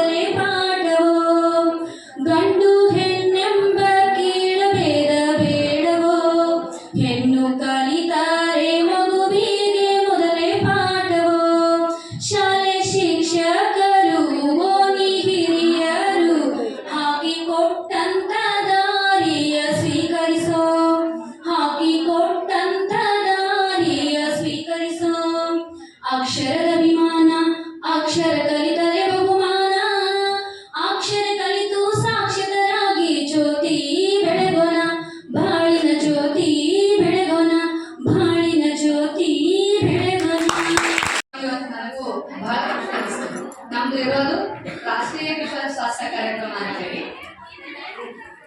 ಇದರ ಕಾರ್ಯಕ್ರಮದಲ್ಲಿ ನಾವು ಮುಖ್ಯವಾಗಿ ಕಾರ್ಯನಿರ್ವಹಿಸುವುದು ಏನಂತಂದ್ರೆ ಹದಿಹರೆಯದವರು ಅಂದ್ರೆ 10 ರಿಂದ 19 ವಯಸ್ಸಿನವರಿಗೆ ಸಂಬಂಧಪಟ್ಟಂತೆ ನಾವು ಕಾರ್ಯನಿರ್ವಹಿಸ್ತಾ ಇದ್ದೀವಿ. ಅದರಲ್ಲೂ ಇವತ್ತು ಮಕ್ಕಳ ದಿನಾಚರಣೆ 10 ರಿಂದ 19 ಈ ಏಜು ಹದಿಹರೆಯದ ವಯಸ್ಸು ಅಂತಂದ್ರೆ ಟೀನೇಜ್ 13, 14, 15, 19 ತನಕ ಬರುತ್ತೆ. ಇಲ್ಲಿ ಏನಂತಂದ್ರೆ ಸಾಕಷ್ಟು ಗೊಂದಲಗಳು, ಪ್ರಶ್ನೆಗಳು, ಆಮೇಲೆ ನಮ್ಮದೇ ಆದಂತಹ ಕೆಲವೊಂದಿಷ್ಟು ನಿರ್ಧಾರಗಳು ಇವೆಲ್ಲವೂ ಇರ್ತಾವ. ಅದೆಲ್ಲದಕ್ಕೂ ನಾವೇ ನಮ್ಮದೇ ಆದಂತಹ ಒಂದು ಸರಿಯಾದ ನಿರ್ಧಾರಗಳನ್ನು ತೆಗೆದುಕೊಳ್ಳಿಕ್ಕೆ ಅಂತ ಹೇಳಿ ಈ ಒಂದು ಕಾರ್ಯಕ್ರಮ ಇರುವಂತದ್ದು. ಈ ಕಾರ್ಯಕ್ರಮದಲ್ಲಿ ಸ್ನೇಹ ಕ್ಲಿನಿಕ್ ಅಂತ ಹೇಳಿ ಪ್ರಾರಂಭ ಆಗಿದೆ. ಯಾಕಂತಂದ್ರೆ ಎಲ್ಲರಿಗೂ ಕಾರ್ಯಕ್ರಮಗಳದಾವ. ಒಂದು ವಯೋವೃದ್ಧರಿಗೋಸ್ಕರ ಐತಿ, ಆಮೇಲೆ ಗರ್ಭಿಣಿ ಮಹಿಳೆಯರಿಗೋಸ್ಕರ ಐತಿ, ಸಣ್ಣ ಮಕ್ಕಳಿಗೋಸ್ಕರ ಐತಿ. ಅದ್ರೊಳಗ ಸದ್ಯಕ್ಕೆ ಬೇಕಾಗಿರೋದು ಏನಂತಂದ್ರೆ ಬೆಳೆಯುವ ಸಿರಿ ಮೊಳಕೆಯಲ್ಲಿ ನೋಡು ಅಂತೇಳಿ ಮಕ್ಕಳಿಂದಲೇ ನಮ್ಮ ಒಂದು ದೇಶ ನಿಂತಿರೋದು. ಅದಕ್ಕೋಸ್ಕರ ಇವ್ರಿಗೋಸ್ಕರ ಒಂದು ಕಾರ್ಯಕ್ರಮ ಬೇಕಂತೇಳಿ ರಾಷ್ಟ್ರೀಯ ವಿಶ್ವ ಸ್ವಾಸ್ಥ್ಯ ಕಾರ್ಯಕ್ರಮವನ್ನು ಪ್ರಾರಂಭ ಮಾಡಿದ್ರು. ಇವಾಗ ಪ್ರಾರಂಭ ಇದೆ. ಏನ್ ಮಾಡ್ತಾ ಇದ್ವಿ ನಾವು ಕೆಲಸ ಅಂತಂದ್ರೆ ಸರ್ಕಾರಿ ಆಸ್ಪತ್ರೆಗೆ ಬಂದ್ರೆ ಕ್ಲಿನಿಕಲ್ ಸರ್ವಿಸ್, ಕೌನ್ಸಿಲಿಂಗ್ ಸರ್ವಿಸ್ ಮತ್ತು ರೆಫರಲ್ ಸರ್ವಿಸ್ ಅನ್ನ ನಾವು ಕೊಡ್ತಾ ಇದ್ವಿ. ಅಂದ್ರೆ ಬಂದಿರ್ತಕ್ಕಂಥ ಮಕ್ಕಳಿಗೆ ಮಾಹಿತಿಯನ್ನು ಹೇಳ್ತೀವಿ, ಡಾಕ್ಟರ್ ಭೇಟಿ ಮಾಡಿಸ್ತೀವಿ, ಟ್ರೀಟ್ಮೆಂಟ್ ಅನ್ನ ಕೊಡಿಸ್ತೀವಿ. ಕ್ಯೂರ್ ಆಗದೆ ಇರೋದು ಏನಾದ್ರು ಇತ್ತಂತಂದ್ರೆ ಜಿಲ್ಲಾ ಆಸ್ಪತ್ರೆಗೆ ಕಳಿಸಿಕೊಡ್ತೀವಿ. 3 ಸರ್ವಿಸ್ ಅನ್ನ ನಾವು ಕೊಡ್ತೀವಿ. ಅದ್ರ ಜೊತೆ ಶಾಲೆಗಳಿಗೆ ಭೇಟಿ ನೀಡುವಂತದ್ದು, ಅಲ್ಲಿ ಮಕ್ಕಳಿಗೆ ಆರೋಗ್ಯಕ್ಕೆ ಸಂಬಂಧಪಟ್ಟಂತ ಮಾಹಿತಿಯನ್ನ ನೀಡುವಂತದ್ದು ಮಾಡ್ತಾ ಇದ್ವಿ. ನಮ್ಮ ಒಂದು RKC ಕಾರ್ಯಕ್ರಮದಲ್ಲಿ ಇರ್ತಕ್ಕಂಥ ಮೊದಲನೇ ಕಾರ್ಯಕ್ರಮ ಅಂತಂದ್ರೆ ಜಂತುಹುಳು ನಿವಾರಣಾ ದಿನ ಅಂತ ಹೇಳಿದ್ರೆ ವರ್ಷದೊಳಗೆ 2 ಬಾರಿ ಜಂತುಹುಳು ನಿವಾರಣಾ ದಿನ ಕೊಡ್ತಾ ಇದ್ದೀವಿ. ಅದು ಕೂಡ ನಮ್ಮ RKC ಕಾರ್ಯಕ್ರಮದಲ್ಲಿ ಇರ್ತಕ್ಕಂಥ ಒಂದು ಕಾರ್ಯಕ್ರಮ. ಮತ್ತೆ ಅದರಲ್ಲಿ ಪ್ರತಿ ಸೋಮವಾರಕ್ಕೊಂದು ಕಬ್ಬಿನಾಂಶ ಮಾತ್ರೆಯನ್ನ ಕೊಡ್ತಾ ಇದ್ರು. ಹೌದಾ? ಈ ಸದ್ಯಕ್ಕೆ ಏನಂತಂದ್ರೆ ಆಹಾರದ ಪದ್ಧತಿ ಒಳಗೆ ಚೇಂಜ್ ಮಾಡ್ಕೊಂಡು ಮೊದಲು ಶೇಂಗಾ ಚಟ್ನಿ ಕೊಟ್ಟರು, ಅದಾದ ನಂತರ ಹಾಲು, ಹಣ್ಣು, ಮೊಟ್ಟೆಯನ್ನ ಕೊಡ್ತಾ ಇದ್ದಾರೆ. ಇದೆಲ್ಲ ಯಾಕಂತಂದ್ರೆ ಮಕ್ಕಳು ಅನಿಮಿಯದಿಂದ ಬಳಲಬಾರ್ದು, ನಮ್ಮ ಮಕ್ಕಳು ಚೆನ್ನಾಗಿರ್ಲಿ ಅಂತ. ಬೆಳಗ್ಗೆ ಬರ್ಬೇಕಾದಾಗ ಖಾಲಿ ಹೊಟ್ಟೆಯಿಂದ ಬಂದ್ಬಿಟ್ಟು ಇಲ್ಲಿ ಮಧ್ಯಾಹ್ನದ ಮೇಲೆ ಏನೋ ಸ್ವಲ್ಪ ತಿಂದು ಸಾಯಂಕಾಲದವರೆಗೆ ಉಪವಾಸ ಇರ್ತಂದ್ರೆ ಶಕ್ತಿ ಇರೋದಿಲ್ಲ. ಅದಕ್ಕೋಸ್ಕರ ಮಕ್ಕಳು ಚೆನ್ನಾಗಿರ್ಲಿ ಅಂತ ಈ ಎಲ್ಲ ಕಾರ್ಯಕ್ರಮಗಳನ್ನ ಮಾಡ್ಕೊಂಡು ಬಂದ್ರು. ಇನ್ನೊಂದು ಏನಂತಂದ್ರೆ ಮುಖ್ಯವಾಗಿ ಇರ್ತಕ್ಕಂಥ ಕಾರ್ಯಕ್ರಮ ಹದಿಹರೆಯದ ಹೆಣ್ಣು ಮಕ್ಕಳಿಗೋಸ್ಕರ ಇರ್ತಕ್ಕಂಥ ಕಾರ್ಯಕ್ರಮ ಶುಚಿ ಕಾರ್ಯಕ್ರಮ. ಇದು ಕೂಡ ವೈಯಕ್ತಿಕ ಸ್ವಚ್ಛತೆ ಅನ್ನುವಂಥದ್ದು ಬಹಳ ಮುಖ್ಯ. ನಮ್ಮ ಹೆಣ್ಮಕ್ಳು ಗರ್ಭಾಶಯ ತೊಂದರೆ ಮತ್ತು ಈ ವೈಯಕ್ತಿಕ ಸ್ವಚ್ಛತೆ ಇರಲಿಲ್ಲ ಅಂತಂದ್ರೆ ಅಂಗವಿಕಲ ಮಕ್ಕಳು ಹೋಗುವಂತ ಸಾಧ್ಯತೆ ಇರ್ತೈತಿ, ಬಂಧಿತನ ಉಂಟಾಗುವಂತ ಸಾಧ್ಯತೆ ಇರ್ತೈತಿ. ಅದಕ್ಕೆ ಪ್ರತಿಯೊಬ್ಬ ಹೆಣ್ಣು ಮಗಳು ಚೆನ್ನಾಗಿ ಅವಳ ಆರೋಗ್ಯವನ್ನು ಕಾಪಾಡ್ಕೊಳ್ಳಿ ಅಂತೇಳಿ ಈ ಒಂದು ಶುಚಿ ಕಾರ್ಯಕ್ರಮವನ್ನ ಪ್ರಾರಂಭ ಮಾಡಿರುವಂತದ್ದು. ಎಲ್ಲ ಒಂದು ಸರ್ಕಾರಿ ಶಾಲೆಗಳಲ್ಲ ಶುಚಿ ಪ್ಯಾಡ್ಗಳನ್ನ ಕೂಡ ವಿತರಣೆ ಮಾಡ್ತಾ ಇದ್ದಾರೆ. ಅದು ಕೂಡ ನಮ್ಮ RKC ಕಾರ್ಯಕ್ರಮದಲ್ಲಿ ಇರ್ತಕ್ಕಂಥ ಒಂದು ಕಾರ್ಯಕ್ರಮ. ಇದೆಲ್ಲವೂ ಬಂದಿರುವಂತದ್ದು ಯಾಕಂತಂದ್ರೆ ನಮ್ಮ ಮಕ್ಕಳು ಚೆನ್ನಾಗಿ ನಮ್ಮ ಒಂದು ಭವಿಷ್ಯವನ್ನ ರೂಪಿಸ್ಕೊಳ್ಳಿ ಅಂತೇಳಿ ಈ ಒಂದು ಎಲ್ಲ ಕಾರ್ಯಕ್ರಮ ಬಂದಿರುವಂತದ್ದು. ಇದರ ಒಂದು ಸದುಪಯೋಗ ತಗೊಳ್ಳಿ. ಮತ್ತೆ ವೈಯಕ್ತಿಕ ಸ್ವಚ್ಛತೆ ಬಗ್ಗೆ ಹೇಳಲಿಕ್ಕೆ ಒಂದು ಸಪರೇಟ್ ವೇದಿಕೆ ಇದ್ದಾಗ ನಾನು ಮತ್ತೊಮ್ಮೆ ಬಂದು ಕ್ಲಾಸ್ ಅನ್ನ ತೆಗೆದುಕೊಂಡು ಮಾತಾಡ್ತೀನಿ. ಸುಮಾರು 15 ವರ್ಷದಿಂದ ಕೆಲಸ ಮಾಡ್ತಾ ಇದ್ದೀವಿ. ಅದ್ರ ಉದ್ದೇಶ ಏನಪ್ಪಾ ಅಂತಂದ್ರೆ ನಾವು ಒಂದು ಟೀನೇಜ್ನಾಗ ಕೆಲವೊಂದಿಷ್ಟು ಸಾಮಾಜಿಕವಾಗಿ, ಆಮೇಲೆ ಮಾನಸಿಕವಾಗಿ ಮತ್ತು ದೈಹಿಕವಾಗಿ ಈ ಒಂದು ಹಂತದೊಳಗ ಚೇಂಜಸ್ ಆಗ್ತಿರ್ತೀವಿ. ಅದನ್ನ ನಾವು ಏನ್ ಮಾಡ್ತೀವಪ್ಪ ಅಂತಂದ್ರೆ ಗಂಡು ಹೆಣ್ಣಿನ ಮೇಲೆ, ಹೆಣ್ಣು ಗಂಡಿನ ಮೇಲೆ ನಾವು ಲೈಂಗಿಕವಾಗಿ ಆಸಕ್ತಿಯನ್ನ ಹೊಂದುವಂತ ಈ ಒಂದು ಸಮಯ ಐತಿ. ಇದರೊಳಗ ನಾವು ಏನ್ ಮಾಡ್ತೀವಪ್ಪ ಅಂತಂದ್ರೆ ಇಲ್ಲಿ ಹೆಚ್ಚಿಗೆ ನಾವು ಏನಾದರೂ ಒಂದು ನಮ್ಮ ಉದ್ದೇಶ ಏನೈತಪ್ಪ ಅಂತಂದ್ರೆ ಯಾರಿಗೆ HIV AIDS ಬರಬಾರದು ಅನ್ನೋ ಒಂದು ಉದ್ದೇಶಕ್ಕಾಗಿ ನಾವು ಎಲ್ಲಾ ಕಾಲೇಜು ಹಂತದಲ್ಲಿ ಮತ್ತು ಹೈಸ್ಕೂಲ್ನಲ್ಲಿ ಎಲ್ಲಾ ಮಕ್ಕಳಿಗೂ ಲೈಂಗಿಕ ಶಿಕ್ಷಣದ ಕುರಿತು ಮಾಹಿತಿ ಕೊಡ್ತೀವಿ. ಅದರ ಸಂಬಂಧ ಯಾರೋ ತಪ್ಪು ದಾರಿ ತುಳಿಲಾರದ ಸರಿಯಾಗಿ ವಿದ್ಯಾಭ್ಯಾಸಕ್ಕೆ ಹೆಚ್ಚು ಒತ್ತು ಕೊಟ್ಟು ನಾವು ನಮ್ಮ ಗುರಿ ಮತ್ತು ಉದ್ದೇಶಗಳನ್ನ ಈಡೇರಿಸಿಕೊಳ್ತೀವಪ್ಪ ಅಂತಂದ್ರೆ ನಾಳೆ ನಮ್ಮ ತಂದೆ ತಾಯಿಗಳಿಗೆ ಮತ್ತು ಗುರುಗಳಿಗೆ ನಾವು ಒಂದು ಏನಪ್ಪಾ ಅಂತಂದ್ರೆ ಉನ್ನತ ಸ್ಥಾನವನ್ನ ಕೊಟ್ಟಾಗೈತಿ. ಎಲ್ಲರಿಗೂ ದಯವಿಟ್ಟು ನಾನು ಕೇಳ್ಬೋದೇನಪ್ಪಾ ಅಂತಂದ್ರೆ ಶಿಕ್ಷಣದ ಗುಣಮಟ್ಟದೊಳಗೆ ನಾವು ಕಲಿಯುವಂತ ವಯಸ್ಸಿನೊಳಗ ಶಾಲೆ ಕಲಿತು ಒಳ್ಳೆಯ ಒಂದು ಶಿಕ್ಷಣವನ್ನ ಪಡ್ಕೊಂಡು ನಾಳೆ ನಿಮ್ಮ ನೌಕರಿ ಪಡ್ಕೊಂಡು ನೀವು ಒಳ್ಳೆಯ ಭವಿಷ್ಯ ರೂಪಿಸ್ಕೊಳ್ಳಿ ಅಂತ ಹೇಳ್ತಾ ಒಂದೆರಡು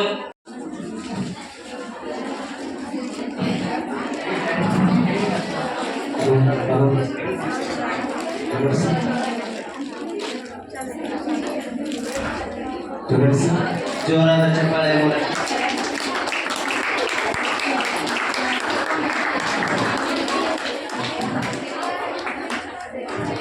ನಮ್ಮ ವಿದ್ಯಾರ್ಥಿಗಳಿಗೆ ತಿಳಿ ಹೇಳಿದ ಹೊನ್ನವಾಡ ಸರ್ ಅವರಿಗೆ ಧನ್ಯವಾದಗಳು. ಇನ್ಮೇಲೆ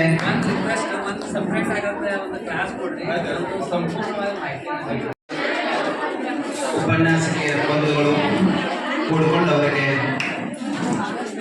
ಆತ್ಮೀಯ ಸತ್ಕಾರವನ್ನು ಮಾಡ್ತಾ ಇದ್ದಾರೆ. ನಮ್ಮೆಲ್ಲರ ಜೋರಾದ ಚಪ್ಪಾಳೆ ಅವರಿಗೆ ಕೃತಜ್ಞತಾ ಪುಷ್ಪವಾಗಲಿ ಅಂತ ಹೇಳಿ ನಾವೆಲ್ಲರೂ ಆಶಿಸೋಣ.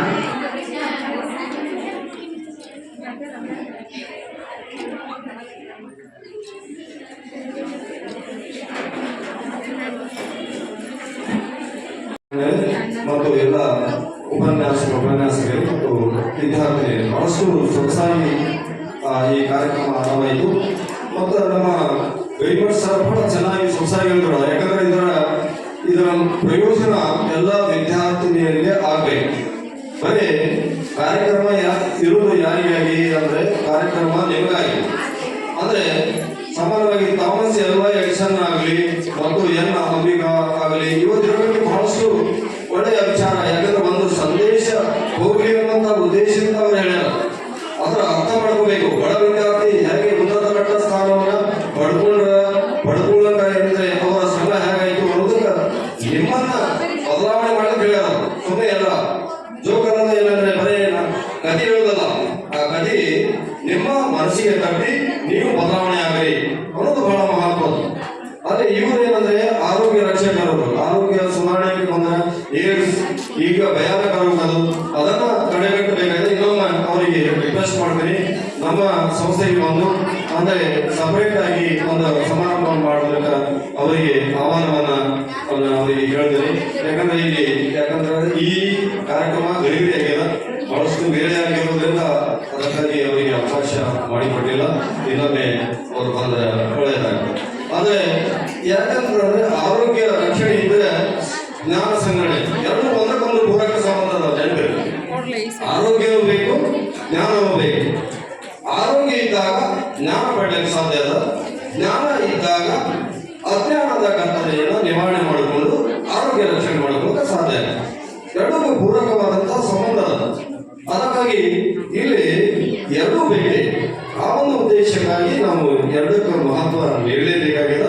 ಈಗ ನಮ್ಮ ಅಂದ್ರೆ ಲಿಂಗಾನಂದ ಸ್ವಾಮಿಗಳು ಬಹಳಷ್ಟು ಏನಂದ್ರೆ ಮಾರ್ಮಿಕ ವಿಚಾರಗಳಿಂದ ನಾವು ಈ ವಿಚಾರಗಳು ಅದಕ್ಕಾಗಿಯೇ ಅವರನ್ನ ಕರೆಸಿದ ಉದ್ದೇಶ ಏನಂದ್ರೆ ನಮ್ಮ ವಿದ್ಯಾರ್ಥಿಗಳಿಗೆ ಸ್ವಲ್ಪ ಮಟ್ಟಿಗೆ ಅಂದ್ರೆ ಭಯ ನಿವಾರಣೆಯಾಗಿ ಒಂದು ಒಳ್ಳೆಯ ವಾತಾವರಣ ವಿದ್ಯಾರ್ಥಿಯ ವಿಚಾರದಲ್ಲಿ ಬರಲಿ ಅನ್ನುವಂತಹ ವಿಚಾರ ನನ್ನದಾಗಿದೆ.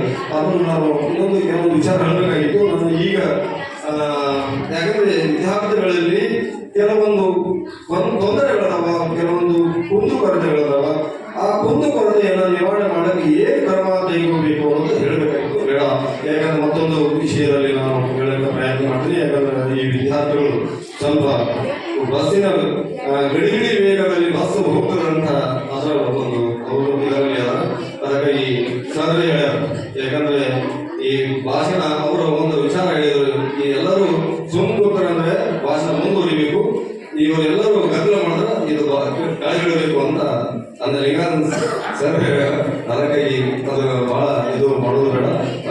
ಈಗ ನಮ್ಮ ಸಮಾರಂಭಕ್ಕೆ ಬಂದು ಇಲ್ಲಿಯವರೆಗೆ ನಮ್ಮ ವಿದ್ಯಾರ್ಥಿಯ ಉದ್ದೇಶಿಸಿ ಹಲವಾರು ನಮ್ಮ ಒಳ್ಳೆಯ ವಿಚಾರಗಳನ್ನು ಹೇಳಿ ನಮ್ಮ ವಿದ್ಯಾರ್ಥಿಗಳನ್ನು ಬದಲಾಯಿಸುವಲ್ಲಿ ಅವರ ವಿಚಾರ ಅಂದರೆ ನಮ್ಮ ವಿದ್ಯಾರ್ಥಿಗಳಿಗೆ ಕಟ್ಟಿ ಬದಲಾವಣೆ ಆಗಲಿ ಎನ್ನುವಂತಹ ಒಂದು ಆಶಾ ಭಾವನೆಯನ್ನು ಕಾಣುತ್ತಾ ಇವರು ಆರೋಗ್ಯ ರಕ್ಷಣೆಯಲ್ಲಿ ಎಲ್ಲರೂ ಅಂದರೆ ನೀವು ಪ್ರಮುಖ ಪಾತ್ರ ವಹಿಸಿರಿ, ಎಲ್ಲರೂ ಆರೋಗ್ಯ ರಕ್ಷಣೆ ಮಾಡಿಕೊಡ್ರಿ ಅನ್ನುವಂತಹ ಒಂದು ಅಂದರೆ ಆಶಾ ಭಾವನೆಯನ್ನು ಕಾಣುತ್ತಾ ತಮಗೆಲ್ಲರಿಗೆ ಈ ಮಾತನಾಡಲು ಅವಕಾಶ ಮಾಡಿಕೊಡುವಂತಹ ತಮ್ಮೆಲ್ಲರಿಗೆ ವಂದಿಸಿ ನನ್ನ ಅಭಿಪ್ರಾಯ ಘೋಷಿಸಿದೆ.